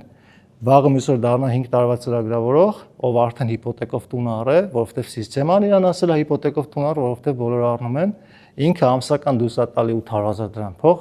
400,000-ով է ապրում է, 1,200,000 փող է դուրս տալի ամսական, ստանում է 1,500,000, ինքը երբեք չի կարա հելնի գործից, սկսի սովորելը, հա, սկսի իր կյանքը ճիշտ է սովորելը, որովհետեւ ինքը երկար ժամանակ short term է անում, բայց հասկացա, որ սխալ է։ Всё ինքը բանա, թակարդի մեջ է։ Հիմա այդ թակարդը շարունակում են ովքեր ինվեստորները, որովհետև իրանց հետարքիր չի ոչ իման քո ֆիրման 100 հոգանոց է, պիտի դառնա 1000 հոգանոց, որովհետև ավելի թանկով ծախեն ինչ-որ մեկ այլ ֆիրմայի կամ ինչ-որ նոր ինվեստիցիա բերեն, որովհետև իրանք արանքը այդ իրանց մարժան աշխատեն։ Այսքան բան։ Իսկ ֆիրմաները IT ֆիրման թույլ չի տալի իրան ծրագրավորողի հետ վատ խոսալ։ Ծրագրավորին ասում է սարքի ծրագիր, օրինակ Նարենա, founder-ն է, hire արել, ընդունել է գործի ծրագրավորողի, ասել է սարքի ծրագիր, որը մուզիկան սթրիմ անում։ Ծրագրավորը սարքում է Polymen-ի, էշի ցեխից անելով ցույց է տալիս։ Նարեն ասում է, բա ոնց եմ երգերը search անելու։ Այս ծրագրավորը ասում է մտի file, menu, more, even more, մի հատ է more, search-ը սխմի, ինչ-որ մի հատ փոքրիկ դիալոգ է բացում, այդտե poisk է տալի, enter է տալի, refresh է անում, edge-ը երգերը բերում է։ Նարեն ջղայնանում է, ասում է experience-ը էս ինչ վատն է, ասենք մարդը մտնելու է ամենաառաջինը search անելու, ասենք իր սիրած երգը։ Թաթուլ կամ այդպես ինչ-որ բան է search անելու։ Այս ծրագրավորը ասում է, հա ընկերքի իմ համար լավ է, նորմալ է, ընկեր սխալացի շեֆ ջան, հա։ Հիմա Նարեն ջղայնանում է, ուզում է տփի, բայց համը գիտի, որ սրանք շատ կապրիզնի են։ Մի քիչ sense նեղացնում ես, կարող հելնի գնա։ Code base-ն է ինքն է սարքի։ Եթե նոր մարդ բերի, պետք է մի հատ այդ կոդին ծանոթանա, իսկ ծրագրավորները վարսավիրների նման են։ Այսով է գրել զիբիլը, ջնջում թազա են անում։ Հա, վարսավիր, եթե վարսավիտ պատական փոխես, գնաս նորից հին վարսավիտ մոտ, ասելու այսով է փչացրեմ ազատ։ Իսկ եթե իրա մոտից գնաս այն մյուսի մոտ, էլի ասել այսով է փչացրեմ ազատ։ Ծրագրավորներն են տենց պրոյեկտը որ տալիս ես, ասում են ավելի լավ է թազա գրեն, որովհետև ամեն մարդ ուզում է տենց թազա սկսի, նորից սկսի, էլի։ Հիմա Նարեն ինչ ասում, մտածում է, բա ոնց էս հարցը լուծենք, լավ, էսի ճաշակից ու experience-ից չի հասկանում, ինձ պետք է մասնագետ, ով մենակ UI-ն է սարքում, user experience UI։ Այդտեղից հայտնում է UX designer։ Մասնագետ, ով իրականում պետք է կոչվի ու շատ տեղեր կոչվում է product designer։ Հիմնականում UI մասով, բայց product-ը սարքող, օրինակ ինքը սկսում է research անել, իրանք իրանց թիթիz ձևեր ունեն, նրանք է պակաս կապրիզը չեն, էլի։ Իրանք user research են անում, հելնում են փողոց հարցնում են, պատկերացրած ծրագիր, որտեղ music-ը stream է լինում, ոնց կուզեիր, առաջին քայլերը որ ոնց կլներ, բան, հարցումներ են անցկացնում բանման իր տնեցիկի շրջանում, ինչ որ data են հավաքում, այդ data-ի հիման վրա interface են նախագծում, բայց մինչև այդ նախագծելը մի հատ Behance, այդպես սայթերում մտնում են, նայում են вообще ինչ կա, վերցնում են երկու բան, կպցնում են իրար, хороший художник կոպիրոյեց սխեմայով, տալիս են դիզայնը, նայում է դուրս գալիս է, որովհետև վրան չի վատ բան են արել, experience-ը լավն է, հասանելի է մեկ հպումով, մի երկու հատ գիրք է հել այդ թեմայով, զարգանում է այդ ոլորտը, Նարեն ընդունում է այդ մարդուն գործի, այդ մարդը դիզայնը սարքում է, այն ծրագրավորը այնտեղ սպասում է մինչև դիզայնը վերջացնի, որ ինքը նստի այդ դիզայնը հավաքի, ծրագիրը մի քիչ խելքի է գալի։ Նարեն ասում է, եկեք մի հատ փորձենք, տնոպկի վրա սխմա չի աշխատում, ծրագրավորը ասում է, մի րոպե, բայց իմ մոտ աշխատում էր։ Նոր աշխատում էր, բայց հա ստանդարտ սցենար եմ ասում։ Ինչ-որ տե բագ է։ Նարեն ասում է, մի հատ ստուգի գրածդ, ասում է ստուգում եմ։ Մի հատ user-ի տեսանկյունից ստուգի։ Հալով ես հո user չեմ հիմա։ Ծրագրավորող ենք բան, ռեալ պատմություններ են պատում։ Նարեն ինչ անում, ջղայնանում է, բայց ինքը founder է, founder-ը տարբերվում է սովորական մարդուց նրանով, որ founder-ը սուպեր ստրեսակայուն պետքա լինի։ Այսինքն ինֆակտի շուտ են մեռնում, էլի։ Մեկ ուտակում է իր մեջ։ Ու Նարեն մանագալի մասնագետ, ով թեստավորում է ծրագիրը, quality assurance specialist։ Այս QA-ը գալիս է, ընդ որում QA-ը դարել է QA այն պատճառով, հիմնականում, որ ոչ թե սիրում է փչացնել ինչ-որ բաներ կամ թեստավորել, այլ հարց ու փորձ արել, որ IT ոլորտում փողը շատ է, ոնց կարելի է մտնել IT ոլորտ, բայց սրա ակարակը, բայց կարճ, արագ, թափով մտնենք, էլի, կամ PM ես դառնում, կամ QA ես դառնում, եթե ուզում ես արագ մտնես այն վաղտ, եթե ուզում ես արագ առանց ստորադասելով, առանց վիրավորելու, էլի, ուղղակի կարճ է ավելի տեղը կուրսը, օրինակ JavaScript 3 ամսում ես սովորում, QA 2 ամսում, JavaScript 3 ամսում ես սովորում, PM լինելու համար այնքան է կոմունիկացիա լավ լինի, մի քիչ անգլերեն իմանաս, պատկերացնես product-ը եւ այն, ոբշեմ, երկու հատ է տերմին իմանաս, agile։ Սա PM-ները agile ասելով գնում են, էլի, այդ agile-ի ստեղծումն էլ ա եղել, էլի sense պատճառներով։ Deliver չեն արել ժամանակին, ոնց անենք, որ կլիենտը մի տարի չսպասի մինչև ծրագիրը ստեղծվի, ամեն շաբաթ կարողանանք դեմո անենք, եկեք ամեն շաբաթ դեմո անենք, Բա ինչ դնենք դրա անունը, որ մարդիկ չասեն, այս ինչ է կանում գլխներից, agile, new methodology։ Մի երկու տեղ սիրուն խոսանք թիթիզ, անուն ենք դնում, հենա մարքետոլոգը նստած է գիտի, եթե ինչ-որ բան ուզում ես ծախվի, պետք է իրան ապուշ անուն դնես, ապուշ որն է, հնչեղ անուն դնես, էլի։ Ինչևէ, QA-ն ընդունում, ծրագրավորողն էլ desktop-ի համար էր գրել։ Այսինքն desktop programmer կար ստեղ։ Հիմա ինվեստորները նայում են, ասում են, «Հա, լավ է, ված չի, արի մի հատ բանով վեբսայթով անենք, որովհետև Աֆրիկայում բան է, desktop application install անելու համար, ասես կանտրա պետք, իսկ browser կարան մտնեն»։ Նարեն հայերը անում, նարեն գալիս այս ծրագրերն ասում է, մի հատ վեբի համար նույնը սարքի, ծրագրով ասում է, ես վեբ չգիտեմ, ես front-end չեմ, ես back-end չեմ, ես desktop ծրագրող եմ, գիտեմ օրինակ C#, Windows Forms, կարամ գրեմ, այն ինչ գրել եմ։ Նարեն ասում է, մի րոպե ասիր Windows Forms, ասում է, հա, բա Linux-ի վրա չի աշխատելու, ասում է, չէ, Linux խիով է օգտագործում։ Բա macOS, չէ, Mac-ի վրա չի աշխատում։ Դե կարանք մի հատ Mac-ի համար սարքենք, բայց առանձին լեզու պետք է, ես էդի չեմ կարող։ Հիմա նարեն մտածում է, ինձ պետք է maximal user base հավաքել, maximal մարդ տեսնի, այսինքն սա պլատֆորմները պետք է cover անեմ։ Իսկ պլատֆորմներ cover անելը որն է, Linux-ի համար առանձին, Mac-ի համար առանձին, Windows-ի համար առանձին, iOS-ի համար առանձին, Android-ի համար առանձին, բարեբախտաբար էսի մի պլատֆորմ է։ Բայց դել front-end, back-end, ընդ որում back-end-ը support անում սաղին։ Ու այս ամեն ինչը deploy անելու համար պետք է որևէ մեկին ասես deploy արա, բայց սաղ ասում են ես ցանցերից լավ չեմ, ես server չգիտեմ, ես ցանցերից լավ չեմ, հայտնում է DevOps-ը։ Այս սրանք սկսում են իրար ուտելը։ QA ասում է դու տուֆտա ծրագրով, էսի ասում է դու ծրագրով չկարողացար դառնալ, դրա համար QA-ս, այս դիզայները ասում է ոչ մեկը ճաշակից չեք հասկանում, սրանք ասում են ինչի համար ես փող ստանում, ուտում են բան, ընդունվում է PM, project manager, ով կարգավորի հարաբերությունները, որովհետև իրար հետ լեզու չեն կարող գտնեն, սա կապրիզնի են։ PM-ը ծրագրավորին ասում է դու էսի արա, ինչքան ժամանակ կտևի, ծրագրավորը sense նայում է PM-ին, ջոգում է այս ծրագրավորումից լավ չի, դնես թիվա կրակում, որ սա բան է, ասենք 4 օր ասում մի ժամանոց task-ի համար, ես ինքս տենց արել եմ։ Նենգություն է, բայց անկեղծ ասում եմ, էլի։ Ընդ որում ասեցի 3 օր, PM-ը ասեց sense Մուկել վախեցա ասի աշկից էսի կուրսի է թե ոնից, ասեց 4 օր եմ գրում, զապաս միշտ պայեք, որ հասցնեք, բայց մի ժամանակ task էր։ Ու ես sense մեջս ասի, էսի շուժեղ, դու անկախ քեզնից օգտվում ես, հա, դու կարող ես լինել աշխատասեր բանը, տենց ես գոլեգաներ ունեցել եմ կյանքի կտոր։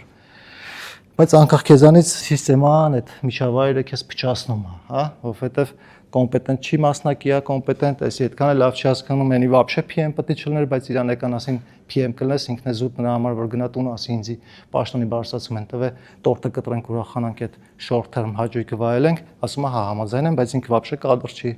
Այսինքն փչացել է սա, էլի։ Հիմա PM-ին ինչքան է տալի, ենթադրենք հարկերով բաներով 1 միլիոն փող է տալի։ Ենթադրենք սաղին է 1 միլիոն փող տալի։ Երկու ծրագրավորող ստեղ, 2 ծրագրավորող ստեղ, 3 ծրագրավորող ստեղ, եկեք cross platform լուծում է օգտագործում, նարեն գործից հանեց մեկին, ուրիշ մեկին բերեց Qt-ով անում է սաղի համար։ Ասենք մի կես միլիոն, լավ, եկեք սաղին մեկ տանք, որ չնեղանան։ 1 միլիոն ստեղ, 1, 2, 3, 4, 5, 7, 9, մի հատ է product manager լիներ, որ product-ը պատկերացներ, բայց պրոյեկտի մեջ չխճշվեր, մի հատ է release manager լիներ, որ կազմակերպեր ամեն ամիս publish անելու process-ը,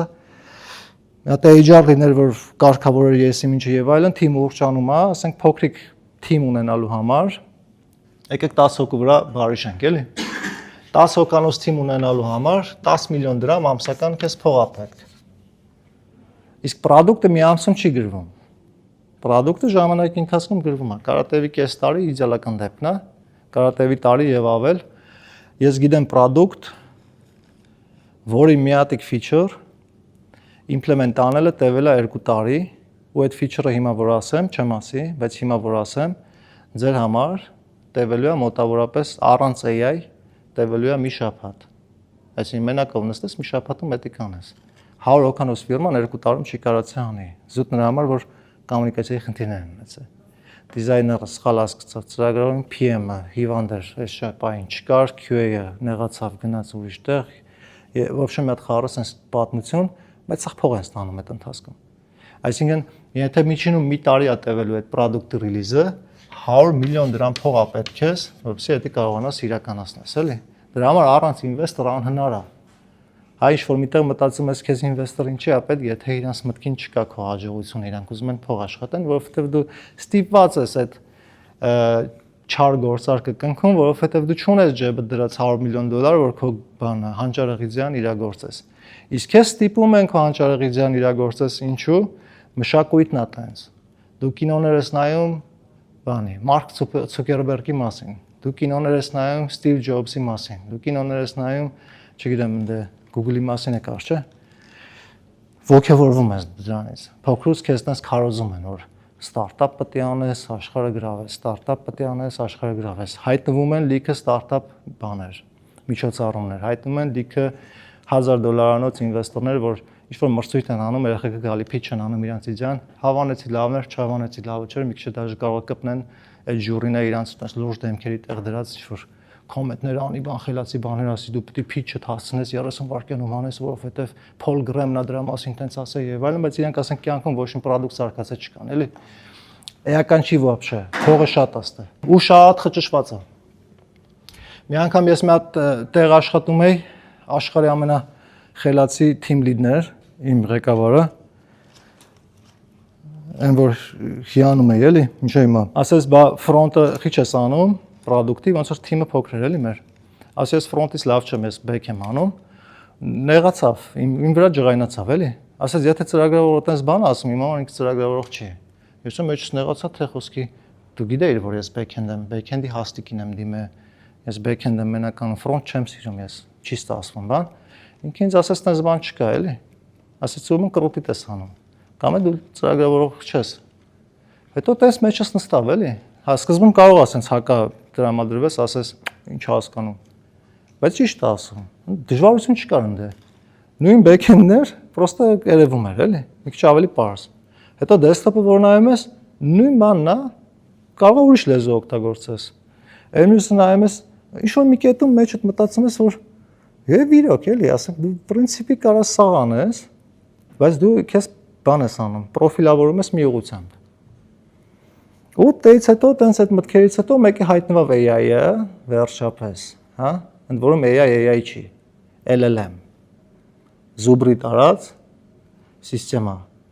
Advanced Google։ Ու սենց ասած բանը սկսվավ այդ երկու ճամբարի բաժանվել է, էլի։ Նախ ֆիրմաները սուպեր սկսին ուրախանալ, որովհետև 10 միլիոնի փոխարեն կարան 2 միլիոնով հարցը լուծեն։ Էդի հարցը։ Այսա ինձ կակրած տես կոմենտներ ա պետք։ Եթե կարածա քեզ համոզեմ, ումը սաղին համոզեմ։ Գաղափարապես 10 միլիոնի համար 2 միլիոն ընդամենը պետք, որովհետև ինքը կարա մոբայլի, iOS-ին, Android-ին հանի, web-ի, front-ին, back-ին հանի, մի հատ լավ խելացի ինժեներ ունենա, լավ փող տա իրան, որը տեղյակ է, սրանից էլ է տեղյակ, նրանից էլ է տեղյակ, բայց անեն սուպեր տեղյակ չի, որ խոսքի ինքը սուպեր mobile developer-ա, սուպեր front-end, ինքը տեղյակ է։ Բայց ինքը AI agent օգտագործելով կարա product-երը գեներացնի, ընդհանուր իդեան լրիվ ստուգելով, բան տեստավորելով, ահագին գործ կարա անի ի տարբերություն մի մեծ թիմի հետ, ու ստեյց սկսավ layoff-ները։ Այսինքն այս IT ֆիրման տեսավ, որ հնարավոր է թիմը կրճատել, ծախսերը քչացնել, հնարավոր է, չգիտեմ, ավելի արագ աշխատել, ավելի շուշուտ արդյունքները տալ։ Օրինակ, այն իմ ասած ֆիրման, որ 2 տարի այդ feature-ը չէր կարող release տար, հիմա կարար, ասենք, 2 օրում release տար, վերջապես release տար, որովհետև founder-ի համար այդ իրոք, որ նայում էի founder-ին, sense այդ մարդը արդեն չգիտեր ինչ աներ, կամ սպանելու էր, մանյակ էր դառնալու, կամ ինչ-որ մի հատ ուրիշ տրեյնինգներ էր անցնելու, հասկանալ արդյոք այս սիտուացիաները ոնց են լուծում ու ամենավիրավորականը գիտեք որն է, որ շատ ֆիրմաներ չեն հասկանում իրանց մոտ ինչը չի աշխատում, շատ ֆիրմայի ղեկավարներ։ Ու մեկ է նայում են Spotify-ը բան արեց, թողարկեց բան, մենեջմենթի նոր մեթոդոլոգիա, արագ սկսում են ադապտացնել, որ Spotify-ը տենց արել է, ում մեր մոտ է կստացվի, սկսում են ավելի փչացնել, քանդելը եւ այն։ Ինչևէ, AI-ի հայտնվելուց հետո ծրագրավորողները բաժանվեցին երկու մասի։ Մի մասը ասում էին Վերջապես մենք վարի գնացինք, էլ պետք չենք, ուրախացան, ուրախները։ Ու սկսին օգտագործել, ադապտացնել իրան որպես գործիք։ Այս լավ ծրագրավորներն են իմ տեսանկյունից, էլի։ Որովհետև հակառակ ճամբարը reluctant կգրեմ, yani բան հակազդող։ Շատ ծրագրավորներ իմ ընկերների երևի 90%-ը, որ տենց չստացվի, yani չենք ճանաչում, էլի։ Մեր հարազատ մարդիկ, շատերը ասում են, այ ախպեր ինչ է, ինչ vibe coding, փչացնում են կոդը, բան, ասենք ոնց կարա ոչ տեխնիկական մարդը կանո ծրագիր գրի, գիտես ինչ լուրջ բան է եւ այլն, էլի, իրանք որովհետեւ այնքան sense ուռած են իրանց մեջ, որ իրանք աշխարհի որ ուզենան աշխարհը 0-ից կարան գրեն, պրոստը հավես չունեն, դոկումենտացիան չունեն, դա թե չէ, հավես չունեն, թե չէ, որ իրանք տաքսիստի հոգեբանությունն է, էլի են հայտնի։ Ու sense իրանք հակազդում են էդի, որովհետեւ դա հաճա, օրինակ պատկերացրեք խոսքի կապ չունի ծրագրավորող թեով, օրինակ մեր բան վիդեո նկարող, մոնտաժանող Հայկոն։ Հիմա նստած է։ Պատկերացրեք իր տեղը, այս կամերան ավտոմատ նկարեր, ինք իր ոտով գնար, նստեր ինք իրան մոնտաժ աներ, շատ սիրուն։ Publish աներ YouTube։ Այս մարդուն էլ աշխատավարձ չէին տա։ Հա, իմաստ չուներ։ Իրան որ ասես, ասեն սիստեմա կա, իր առաջի ռեակցիան լինելու է մեկա չի կարա մարդու նման կրեատիվ ինքը մոնտաժ անի կամ ճիշտ նկարի եւ այլն, այսինքն ինքը հակազդում է։ Ու ծրագրավորների մեծ մասը հակազդող, հենց տենց են։ Մինչև հիմա LinkedIn-ում post-եր են անում։ AI-ը տրակելու է, AI-ը փուչիկ է, AI-ը տուֆտա բան է, AI, եթե դու AI-ին ես վստահում եւ այլն, բան, բայց դա նույն բանն է, լրիվ նույն բանն է։ Ինչ որ այդ մարդը ասի, որ ես չեմ օգտագործում բարձր մակարդակի ծրագրման լեզու, ես 0-ներով 1-երով եմ սա հավաքում։ Որովհետև AI-ը որպես գործիք advanced Google search-ն է։ Ես առաջ email-ի regex-ը, որ ստուգում էր email-ը valid-ա թե չէ, միջև չեմ կարա ես դա 0-ով հավաքեմ։ Առաջ search էի անում email regex։ Բերում էր կամ Stack Overflow-ն,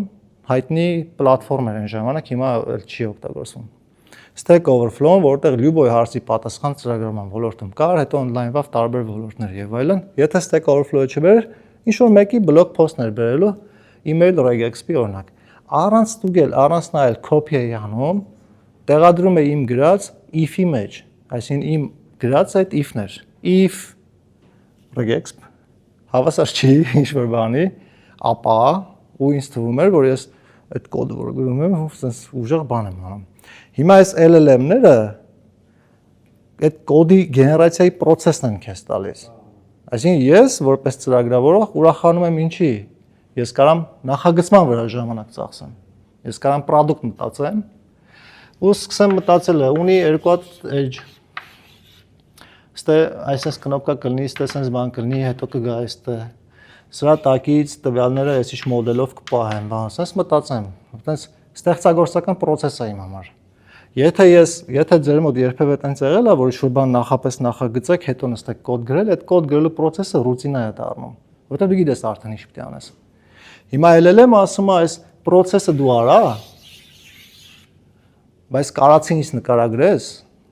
անգլերենով, չնայած ուրիշ լեզուներ հասկանում եմ։ Ես կգեներացնեմ էդի կոդը, էլի։ Ծրագրավորողը պետք է ուրախանա դրանից, որովհետև ինքը առաջ օգտագործում էր բազմաթիվ աբստրակցիաներ, ոչ մի ծրագրավորող առանց օպերացիոն համակարգ չի կարող աշխատի։ Ոչ մի սխալ ասի։ Այն ուժեղ ինժեներներ կան հələ, որ տես կարան, էլի։ Բայց ասում են անիմաստ է։ Ոչ մի ծրագրով առանց OS չի աշխատի, ոչ մի ծրագրով առանց compiler չի աշխատի, ոչ մի ծրագրով առանց IDE չի աշխատի, ոչ մի ծրագրով առանց framework չի աշխատի, ոչ մի ծրագրով առանց linter չի աշխատի, ոչ մի ծրագրով առանց автомат tool-երի։ Սաղ օգտվում են այդ ամեն ինչից։ Եթե սաղ ձեռից խլես, ասես, մի հատ կալկուլյատոր գրի, այդ 99% եւ այլ ծրագրերը չեն կարողանա գրեն, որովհետեւ իրանք պետք է օգտվեն ինչ-որ բանից, էլի։ Կամ այդ գրելու ընթացքում, եթե ծրագրավորն ասես, մի հատ օպերացիոն համակարգ գրի, դժվար պրոյեկտ ասեն, սուպեր-պուպեր։ Ինքը տենց Google-ելու է how to create an operating system։ Դուրը չի գալու ռեզալտները, как создать операционную систему։ Կարդում է բան, կոդա վերսում ռանա տալի, չգիտի ոնց ռան տալի, տանջվում է եւ այլն, sense աշխատում է։ Այսինքն առանց Google ինքը այտենց պետք է դներ, սա գրականություն ունենար, սա կարդար, փորձեր մանգար, Google-ը իր գործը սուպեր արագացրել է։ Հիմա AI-ը եկել է ասում է, էսել եմ արագացնում, դու պետք է մտնեիր result-ների մեջ, research անեիր, ջոգեիր, որն է ճիշտ, որն է լավ աշխատում եւ այն, ես հիմա summary արած քեզ տալիս եմ։ Ապրես, սովորելով նախորդ հայտնի post-երի վրա, այսինքն կարևոր պահ է հայտնին։ Ուրիշների գրած կոդերի վրա սովորածը, այս էլ է կարևոր, էլի։ Հիմա տեսեք, եթե այս reluctant-ներին ֆիրման ասում է սկսեք AI օգտագործել, որ արագանա ձեր գործը։ Մի շաբաթ հետո գալիս է ասում է օգտագործում եք, ասում են չէ։ Ասում եմ սկսեք AI օգտագործել, որ արագանա ձեր գործը։ Մի շաբաթ հետո գալիս է օգտագործում են, ասում են չէ, ինչ պետք է անի։ Պետք է գործից հանեն, ու որ գործից հանում են, դառնում է, որ տեսականորեն մեծ հաշվով ոչ թե տուժում են, այլ օգտվում են, հա։ Այս IT company-ն շատ հաճախ ինքնուրույն տես բան չի անում։ Շատ հաճախ։ Վստահ չեմ, բայց հաճախ տենց է։ Ինվեստորներն են էլի սենց խառնվում։ Ինվեստորները նայում են թրենդներին, AI-ն է զարգանում, AI պետք է օգտագործվի եւ այլն, ֆիրմային ասում են ձեր մոտ է AI-իզացիան գնաց, են թրենդները հիշում եք։ Գունավոր թրենդներ, հանգույն թրենդներ, հիմա AI թրենդներ։ Ինվեստորը ասում է, այսուհետ, եթե քո ֆիրման 1000 հոգանոց է, ես իրան չեմ կարա ծախեմ ուրիշի։ Հիմա թազա թրենդ է, lean թրենդն է։ Փոքրիկ թիմեր, արագ աշխատող թիմեր, մոբիլ թիմերն են, էլի։ Կրճատի քանակը։ Հիմա founder-ը թող գնա տանջվի։ Ոնց է կրճատումները անելու։ Կրճատվան։ Մեկը այն մյուս ֆիրման է կրճատում, այն մյուս ֆիրման է կրճատում, բայց ավելի վատ դեպքեր կա։ Ֆիրման փակվում է, որոշ ֆիրմաներ փակվում են։ Ինչու՞։ Որովհետև այն ֆիրման, որը 2 տարի չէր կարողանում 100 հոգանոց թիմով release տալ ինչ-որ feature, հիմա ինչ որ մեկը օգտագործելով AI, այդ նույն ֆիրմայի մի քանի տարվա ստեղծածը 1-2 շաբաթում գեներացնում է որպես առանձին product, մենակով։ Ասում է one man army, էլի, մենակով մի ամբողջ բանակ է։ Իրան էլ պետք չի ես մնացած, եսի ինչը։ Դիզայնը անում է, QA անում է, կոդը գեներացնում է, մնում է deploy անելը, դա էլ AI-ը դաժե, եթե AI չանի, կարա քեզ ասի ինչ անես։ Ես հիմա ամեն անգամ Nginx-ից օգտվելուց մի հատ Claude-ին ասում եմ, մի հատ ախպերական էս մասը արա, հետո կկարդամ, էլի։ Այսինքն մինչև հիմա օքեյ է, չեմ իմ համար օքեյ է, չգիտեմ, օգնողը կա։ Առաջ Claude-ը չէր անում, John-ն էր անում։ Ոսկի Nginx-ից կուրս ես, հա, մի հատ քո օրինակը գրգի նայեմ, սա այսքան բան։ Հիմա այդ մարդը, որ իզիա ունի, արդեն կարա ինվեստորից է չօգտվի։ Այն վարսավիրը, որ ուզում էր իր application ունենար booking-ի համար, այդ վարսավիրը կարա արդեն AI-ից հետի սարքի։ Նարեն կարա ինվեստոր չճարի։ 10 հոգանոց թիմ չունենա, մի հոգանոց կամ 2 հոգանոց թիմ, այսպես օքեյ է։ Ոբշեմ, լիքը լավանում է, էլի։ Իրականում այս LLM-ների հայտնվելը մեր համար միայն պլյուս է։ Ինքը մինուս է այն մարդկանց համար, ովքեր կորցրել են ժամանակ լավ ինժեներ դառնալու։ Այսինքն ովքեր գրում էին այ ջնջի CRUD-ը։ Ովքեր գրում էին CRUD։ Ես երևի մի 5-6 տեղ աշխատել եմ ու բավական լավ տեղեր, բայց այդ 5-6 տեղն էլ CRUD-ից ESCOM բան չեմ գրել։ Այսինքն իմ գործը եղել է back-end-ում API endpoint սարքել, request-ը եկավ, տվյալները validate արի, database-ից ինչ-որ բան query արի, ստացա, մի քիչ մաքրեցի, return արեցի։ Եկավ տվյալ, validate արի, database-ում save արի, result-ը ռգեցի։ Այնպես ինչ-որ դժվարոտ լոգիկաները կամ ինչ չէին տալի, կամ չեր հանդիպում։ Այսինքն սա get set էր։ Front-end-ը request-ը գնաց back-end, data-ն եկավ, render արեց, ցույց տվեց։ Mobile-ը request-ը գնաց back-end, data-ն եկավ, render արեց, ցույց տվեց։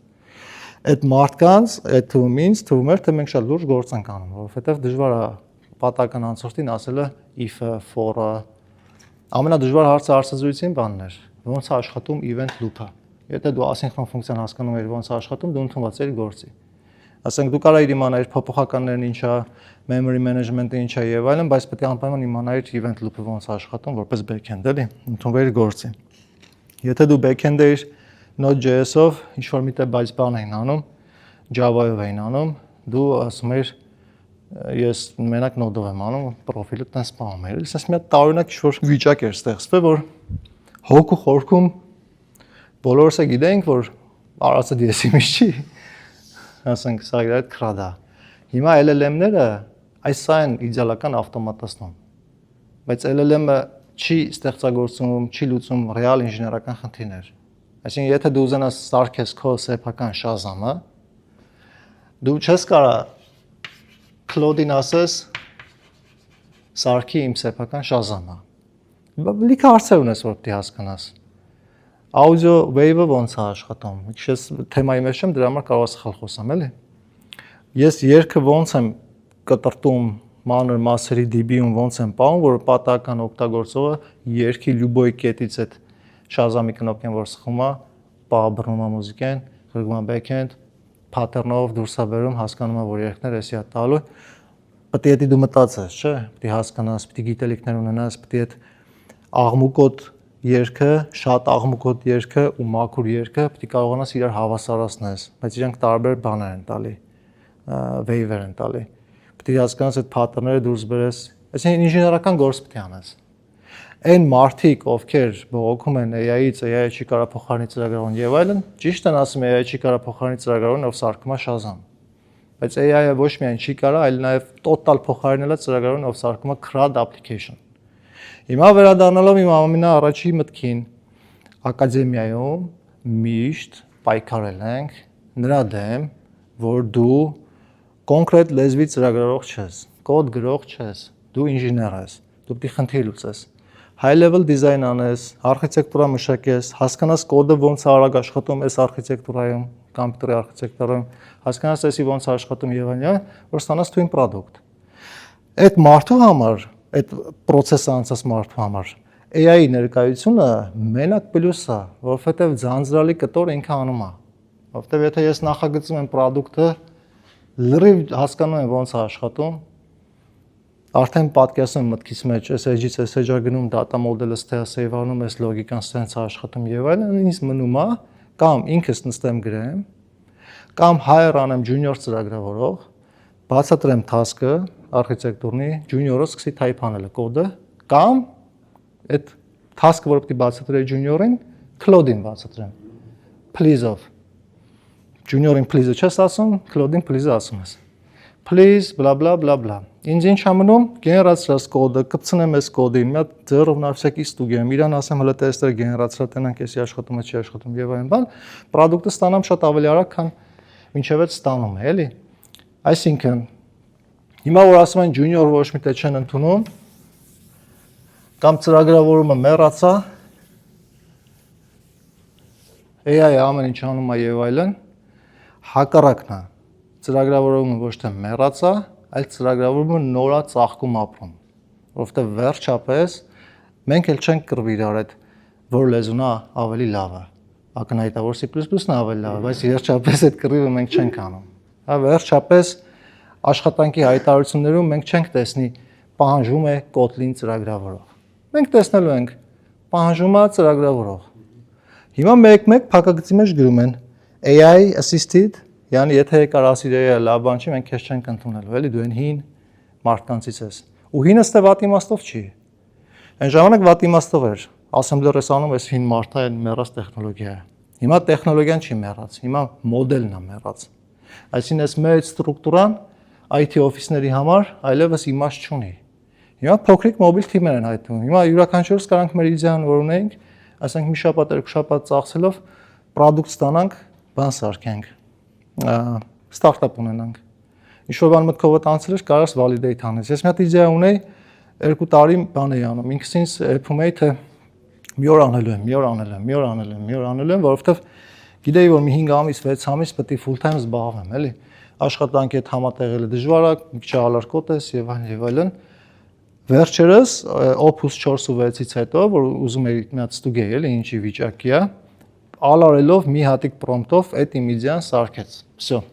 Այսինքն ես կարամ իրա վրա պրոստը թեթև բզբզամ, tuning անեմ, tweak անեմ, երկու հատ նկար սիրունացնեմ, ավելացնեմ եւ այլն, всё, իմ ստարտափը պատրաստ է։ հեսա որ զուտ շատ ալարելու բան չլինի, օդի մեջ խոսալ չլինի, կարող ապագայում անեմ, մի հատ վիդեո կնկարես Հայկով որ տեսակ, այն վաղ որ ասում եմ Եվան։ Եթե չես կլանի։ Հիմա այդ ամեն ինչից հետո որպես ինժեներ մենք մենակ ուրախանում ենք, որ այսինքն զարգացում է գնացել։ Վերջապես դու էլ ժամանակ չես ծախսում խոսքի տարիներով ինչ-որ կոդ գրելու վրա, արդեն դու կարաս իդեա, արխիտեկտուրա, գեներացիա, ստուդիան կանցնեն գնա, էլի։ Հիմա ստե գալիս է վերջնական տրամաբանական հարցը։ Մարդ որ սկսնակ է ու մտնում է IT ոլորտ։ Ուզում է դառնա ծրագրավորող։ Ինչ պետք է ինքը սովորի, հա։ Իմ տեսանկյունից ոչ մի բան չի փոխվել։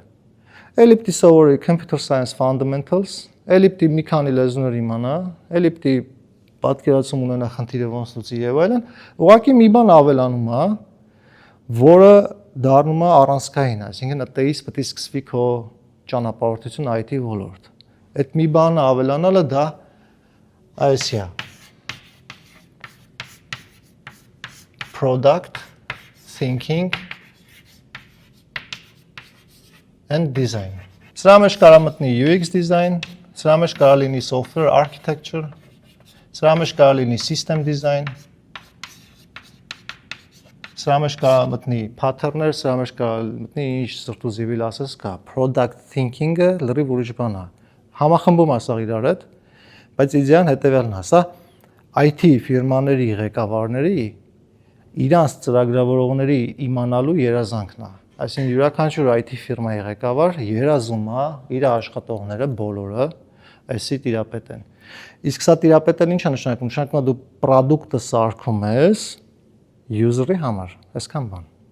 Եթե դու քո սարքած product-ի user-ն ես, դու սարքում ես product-ը քո համար իդեալական։ Իմ ընկերը պատմում է, սուպերմարկետի ծրագիրը սարքել են, ասում է թիմին աշխատողին հանձնարարել է ինչ-որ bug fix-ի, աշխատողը երկար-բարակ մտածել է ոնց կարելի է անել իդեալական ձևով։ Այս ընկերս ասում է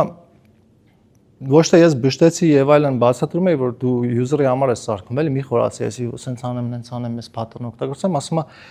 տարա իրան հենց սուպերմարկետ։ Ասի մի հատ նայի քո գրած ծրագիրը ինչ կոնտեքստում են օգտագործվում։ Ոնց է աշխատողը ինչ որ մի հատ ապրանք ստուգում, այդ պահին ստե մի բան քրաշվում է, ինքը լրված սպասում է, չգիտի ապրանքը ոնց անի, ստիպված թող տուգրիչ վերցնում է մոտը նշում անում որ չմոռանա, փոխանցում է բանին, տեխնիկական թիմին, որ ստե ինչ որ բանը քրաշվե, տեխնիկական թիմը շաբաթներով փորձում է դա լուծի։ Այս մարդը ասում է, այս աշխատողին հենց այս պահին դա լուծում է պետք։ Դու մի խորացի զիզի-բիզի բաների հետևից, այնց արա ինքը աշխատի։ Հետո եթե ժամանակ կլինի քսի ունասնես կհղկես եւ այլն, էլի։ Այսինքն այդ product thinking-ը մոտավորապես նման է նրան, որ դու հասկանաս ում համար ես դա սարքում։ Ու այդ ում համարը քո user-ն է, էլի։ Շատ մեղմ ասած, ակադեմիայի տեսանկյունից դասախոսը ինքը իր դասին նստի, որպես սկսնակ, պատկերացնի գոնե, էլի։ Լավ, ես սկսնակ եմ, եկել եմ ակադեմիա, անոնց չի քիչ փող եմ տալի, ու ակնկալիքներ ունեմ, երազանքներ ունեմ, ինչ-որ բան, մասնագետ դառնամ, ճանաչված եւ այլն բան նորմալ փող աշխատեմ, կայանամ։ Հիմա ասես նստում եմ, դասախոսը բան է անում, խառը խոսում է ենթադրենք տարբեր թեմաներից, հա։ Երեխան կարող է չհասկանա եւ այլն։ Մի ամիս հետո փորձի մտածի մեջ կասկածն գնի, կարող է ուրիշ թե փորձային բան sense եւ այլն։ Իսկ եթե դասախոսը խոսքի պատկերացնում է ով է իր լսարանը, ինչի համար է եկել, ինչ նպատակներով, ուշադրություն կարա գրավի, ճիշտ կետային խոսա, հստակ ներկայացնի քեզ ինչա պետք, ոնց է պետք, հա։ Ես շատ եմ նկատել, որ ուսանողները գալիս են առաջ շաբաթը ոգևորված, հետո մեկ է, ասենք քննություն ենք դնում, արտագրում են։ Աբսուրդ է, էլի։ Դի ոնց որ գնաց բժիշկը խիրուրգը օպերացիա անի, մի հատ նայի սենց աղիքը կողից խանգարում է, կտրի հանի, էսի խանգարում է, սենց ինչ-որ մի հատ աբսուրդ բան, էլի։ Եկել եմ, փող եմ տալի, գիտելիք ստանամ, քննությանը արտագրում եմ։ Հա։ Իմ խնդիրը ոչ թե այնա թե արտագրել չի կարելի եւ այլն բան, այդ չի խնդիրը, էլի։ Խնդիրը այնա, որ լսարանը ու product-ը իրար հետ sync չեն։ Այսինքն product-ը ո՞րն է։ Դու գիտելիք ես ծախում Դու գիտելիք ես այդ մարդուն տալի, որը ինքը հետո օգտագործելու է։ Հիմա եթե դու ոչ թե մեղադրում եմ դասախոսներին կամ բանը տենց հարցում, այդ քննությունը արտագրել եւ այլն, դա շատ մեծ խնդիր է, էլի, այդ կապված է այս long term-ը որ ջնջի դրա հետ։ Մարդը long term պրոստը չի մտածում, այսքան բան։ Բայց դասախոսը լավ է իր դասը տալի։ Եթե ինքը գիտի ինչա դիմացինը մտածում։ Հիմա նույնը ծրագրավորը լավ է իր product-ը սարքում։ Եթե ինքը գիտի ում համար է սարքում, այսինքն եթե դու սարքում ես Instagram ինչ որ թիթիզ աղջկա համար ով մոդել է, ենթադրենք ինքը իրան նկարելու է յախտայի վրա, ու ասենք դրանով արանքային ինչ որ ռեկլամա անելու, նշանակում է այդ մարդը պետք է պատրաստ լինի հեռախոսը արագ հանի ու մի հատիկ sense swipe անելով կամերան միանգամից բացվի ու առանց երկար բարակ ստենդը մտնելու արջ ձախով ֆիլտրները փոխի ընտրի, որ իր արդյունքին հասնի ու օքեյ սխնի միանգամից upload լինի, մի հատ իրան չարցնի, լավ է, վատ է, կտրտենք, դզմզենք եւ այլն, բանսանս բաներ, էլի։ Եթե ծրագրավորը այդ չի պատկերացնում, իրան պետք է բացատրի ինչ-որ մեկը։ Այդ ինչ-որ մեկը PM-ն է, այդ ինչ-որ մեկը ղեկավարն է, այդ ինչ-որ մեկը QA-ն է, այդ ինչ-որ մեկը եւ այլն, որը հիմա էլ տենց շատ չի լինելու, էլի։ Հա, այսինքն եթե դու RD աշխարհում ուզում ես լինել ինժեներ, ամենակարևոր բանը քո համար այսի է։ Մնացածն են կարևոր։ Ամբողջ հարցը այդ է, ոչ իման չի փոխվել, միայն լավացել է։ Այսինքն որպես բանաձև, ինչպես աշխատել միլիոններ ծրագրավորող դառնալով այս турբուլենտ աշխարհում։ Product thinking and design քո skillն է, ամենաուժեղ, դրանով պետք է տարբերվես։ Ու մնացած skillերդ computer architecture-ը, ալգորիթմները, ես ինչա բանը, դրանք սաղ պետք է իմանաս, որովհետև դու չես կարա ոչ տեխնիկական մարդ լինելով, էլի եմ ասում, Հայկոին էի ասում, այն օրը ասեց ճիշտ է իր։ Նույնիսկ եթե մի հատ կնոպկա լինի, անունը լինի մագիա, քո երազանքները կատարվում են։ Երազանք պայս խմես կկատարվի, մարդիկ չեն հասկանալու, ու գլոբալ չեմ ասում, էլի, ասենք միլիոն փող եմ ուզում կամ անմա եմ ուզում կամ ես ինչ եմ ուզում դառնամ, մարդիկ այդ կնոպկից չեն կարող օգտվել։ Հիմա փաստացի AI-ը կա, քո product-ը կարաս սարքես, ստարտափ իդեաներ իրականացնես, բայց ես էլ չեմ տեսնում պտպտալով ստարտափներ լիքը։ Նոր sense թեթև սկսում է Երևան, այն որ LinkedIn-ով մի հատ ուժեղ ստարտափ էի տեսա, այդ տղան ասաց 3 շաբաթում է կարծեմ արել։ Twin idea-էր, չեմ ասում ինչեր, որ ռեկլամ չլինի։ Կամ ընկերս իր mobile application-ը սարքե, խաղա, primitive խաղա։ Ինքը իրանով գրել է, ինքը iOS developer է, ինքը իրանով գրել սարքել է, ու միշտ sense հեռավոր երազանքեր, որ Android-ի վրա եւս ունենար։ Android-ի ռանգերներին ում ասում են, հա, կանեմ, բայց ոչ մեկ չէր անում։ Տենց ես վերջերս որ արդեն Claude-ը զարգացել է LLM-ներ եւ այլն, պրոստը Claude-ին ասել է, էսի iOS-ի կոդերն է, Android-ի համար գեներացրա, պլ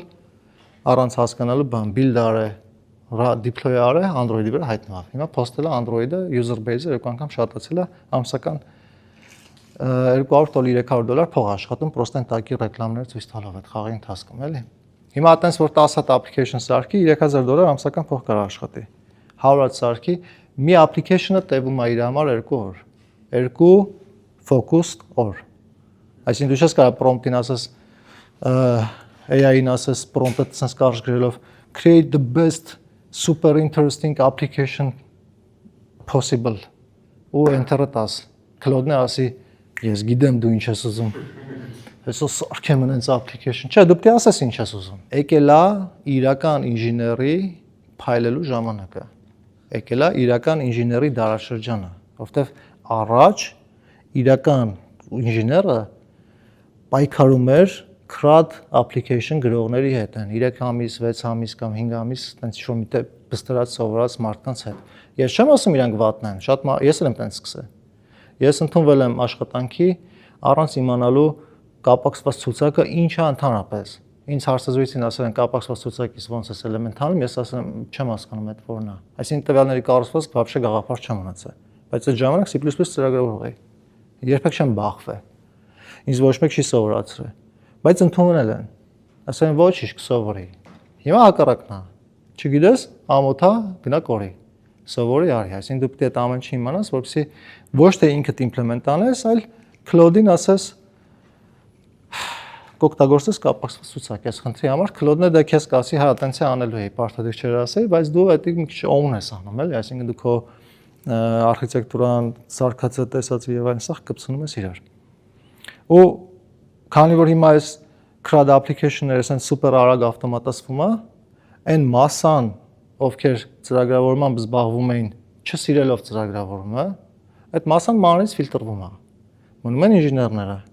հիմա ինժեներների մեջ մրցակցությունը ուժեղանում է որովհետև առաջ էական չէր քո գաղափարը առաջ էական էր execution-ը հիմա գաղափարը դառնում է առաջի դիրք եթե դու ունես ուժեղ իդեա execution համերը սաղի մոտ նույնն է դառնում էլի այդ իդեա կտրտես ջարդես մրցում ես ինժեներների հետ կտրտես ջարդես արխիտեկտուրան կազմես պրոմպտներին հերթով տաս այսինքն դու հիմա պետք է լինես շատ լավ PR-ի գրող project requirement document կարողանաս հստակ նկարագրես քո պրոյեկտը քո իդեան գաղափարը ու վсё այսինքն ավտո արտադրող ընկերության նման ավտո նախագծողը երբեք կարող ես խլվեմ չի գալի այդ ավտոյի դուռը ձգում բանին ինքը blueprint-ներն է տալի նախագիծը մենակ էսիստե ինքը բանաձևերով սա հաշվել է ոչ մի տեստավորում բան չի անում ինքը ասում է այս նախագծի հիման վրա սարքեք գործարանը երկաթ արտադրում է բանվորները հավաքում են տեստավորողները տեստավորում են իրան ֆիդբեքը տալիս են ինքը իր հաշվարկների հետ դզմզում է մի քիչ ուղղում է ասում է վсё էսի վերջնական տարբերակն է այս դեպքում սենց աշխատում են դեպքում այսենց այսինքն ինքը բան է հիմիկված ծրագրավորողը տենց է լինելու էլի գաղափար կտրտել նախագծել տալ ագենտները անեն հիմա ագենտ իզուր չի որ ագենտ են ասում ագենտը դա բանն է support անողն է էլի ոնց որ ցանկացած ուրիշ տեղ է էլի okay ինձ թվում է այսքանը ոնց անել ջունիորներին որ ընդունվել աշխատանքի լինել լավ ինժեներ լավ նորությունը այն է որ ունենք նոր սկսվող դասընթաց որտեղ կենտրոնականը սա է այսինքն դու այսուհետ ոչ թե լինելու ես front-end developer ու back-end developer ընդ որում նաև խնդալունը գիտեք որն էր որ կային front-end React developer ու front-end Angular developer front-end Vue developer ու այդ իրեքը հրաժարվում էին այն մյուսից օգտվեն այսինքն ոնց որ դու լինես ավտոմեքենայի ձախ անիվի երրորդ այդ բանի բանտաժի գծի մասնագետ Գիչ այտենց տարօրինակ է, էլի, հա հիմա կարող է front-end developer-ներն այն ասեն, էսի ոչ մի բան չի ջոգնում, ինձ մեկա չեմ տեսնում, բայց ստե սաղ կպնում է իրար։ Դու պետք է լինես universal application developer, դու հասկանաս mobile-ը, back-end-ը, front-end-ը, desktop-ը, ու դա իրական բոլորը գիտեք, որ դժվար չի հասկանալ, էլի, շատ արագ process է։ Բայց AI օգտագործելով կարողանաս product սարքես։ Իսկ product սարքելու համար քեզ պետք է գիտելիքներ product-ի, product thinking and design, ոնց նախագծես, հասցնես տեղ, system design, architecture եւ այլն։ Համեցեք դասընթացին, սեպտեմբերի 1-ից սկսում է դասերը, անցնելու են foundation, այսինքն հիմունքներ, ծրագրավորման, ինժեներության, mindset-ը պետք է բացվի։ Հասկանան ինչ են անում, ինչի համար են անում։ Եթե դու քո վերջնակետը հասկանում ես, ընթացքը շատ է հեշտանում։ Եթե վերջնակետը չես հասկանում, ընթացքում քննություններին արտագրելու ես։ Ուրիշ լուծում չկա։ Դրանից հետո հասկանալու են պլատֆորմները, մոբայլը, դեսքթոփը, վեբը, ինչով են տարբերվում, ցանցով ոնց են շփվում, ինչա դատա մոդել, API call-ը որն է, այսինչը որն է։ Մեղմ ասած vibe coding fundamentals-ոտ, sense, հա, մինիմալ գիտելիքներ, որ քեզ պետք է հասկանալ ծրագրային ապահովում ստեղծելու համար։ Pull are pull Մյուս փուլում անցնելու են agentic development in action, այսինքն ոնց օգտագործես agent-ները product գեներացնելու համար։ Ու ինքը էտապներով է։ Այսինքն եթե դու տեխնիկական մարդ ես, մինիմալ գիտելիքներ իմանաս, այսպես կոչված vibe coding-ով, դու կարողանալու ես website գեներացնես, landing page գեներացնես, news.am, ինչ-որ նորությունների site, mobile application parse, դա կարողանալու ես։ Բայց եթե ուզում ես դրանից մի քայլ ավել գնաս, complex application սարքես, Amazon, Shazam, Google Search, դու պետք է արդեն արխիտեկտուրի մտածելակերպ ունենաս։ Տվյալները ոնց ես մոդելավորում, ոնց ես distribute անում load-ը, լիքը հարցեր կա, էլի։ Այդտեղ արդեն հաջորդ փուլով մենք սկսում ենք անցնելը, то есть ու ինչքան հետաքրքիր է, եթե տեխնիկական մարդը գալիս է ուզում է մենակ vibe coding սովորի, կարողանա landing սարքի, որ իր օֆիսում ծրագրավորներին ասեն, այդ մարդը կարա 3 փուլ հետո դուրս գա, արդեն գիտելիքներով։ Եթե ուզում է շարունակի complex application-ներ, այդ մարդը շարունակում է product thinking and design։ System design ոնց են անում, architecture ոնց են մշակում, ոնց է ավելի complex ծրագրեր գեներացնում, իսկ եթե արդեն քո մեջ այդ իրական ինժեներ դառնալու ձգտումը sense խեղդում է, շարունակում ես վերջի փուլ, որը ասում է ոնց կանեիր այս ամեն ինչը առանց AI, այսինքն ստիպված պետք է հասկանաս դա ոնց է տակից աշխատում, էլի։ Ինձ թվում է ծրագրավորման իդեալական դասընթացը այնպես պետք է լինի, որ դու արդյունքից կախված ուզենաս ինչքան բարդ application ես ուզում սարքես, այդքան շարունակես սովորելը, բայց դու ամեն փուլում արդեն կարողանաս ինչ-որ level-ի application-ներ սարքես։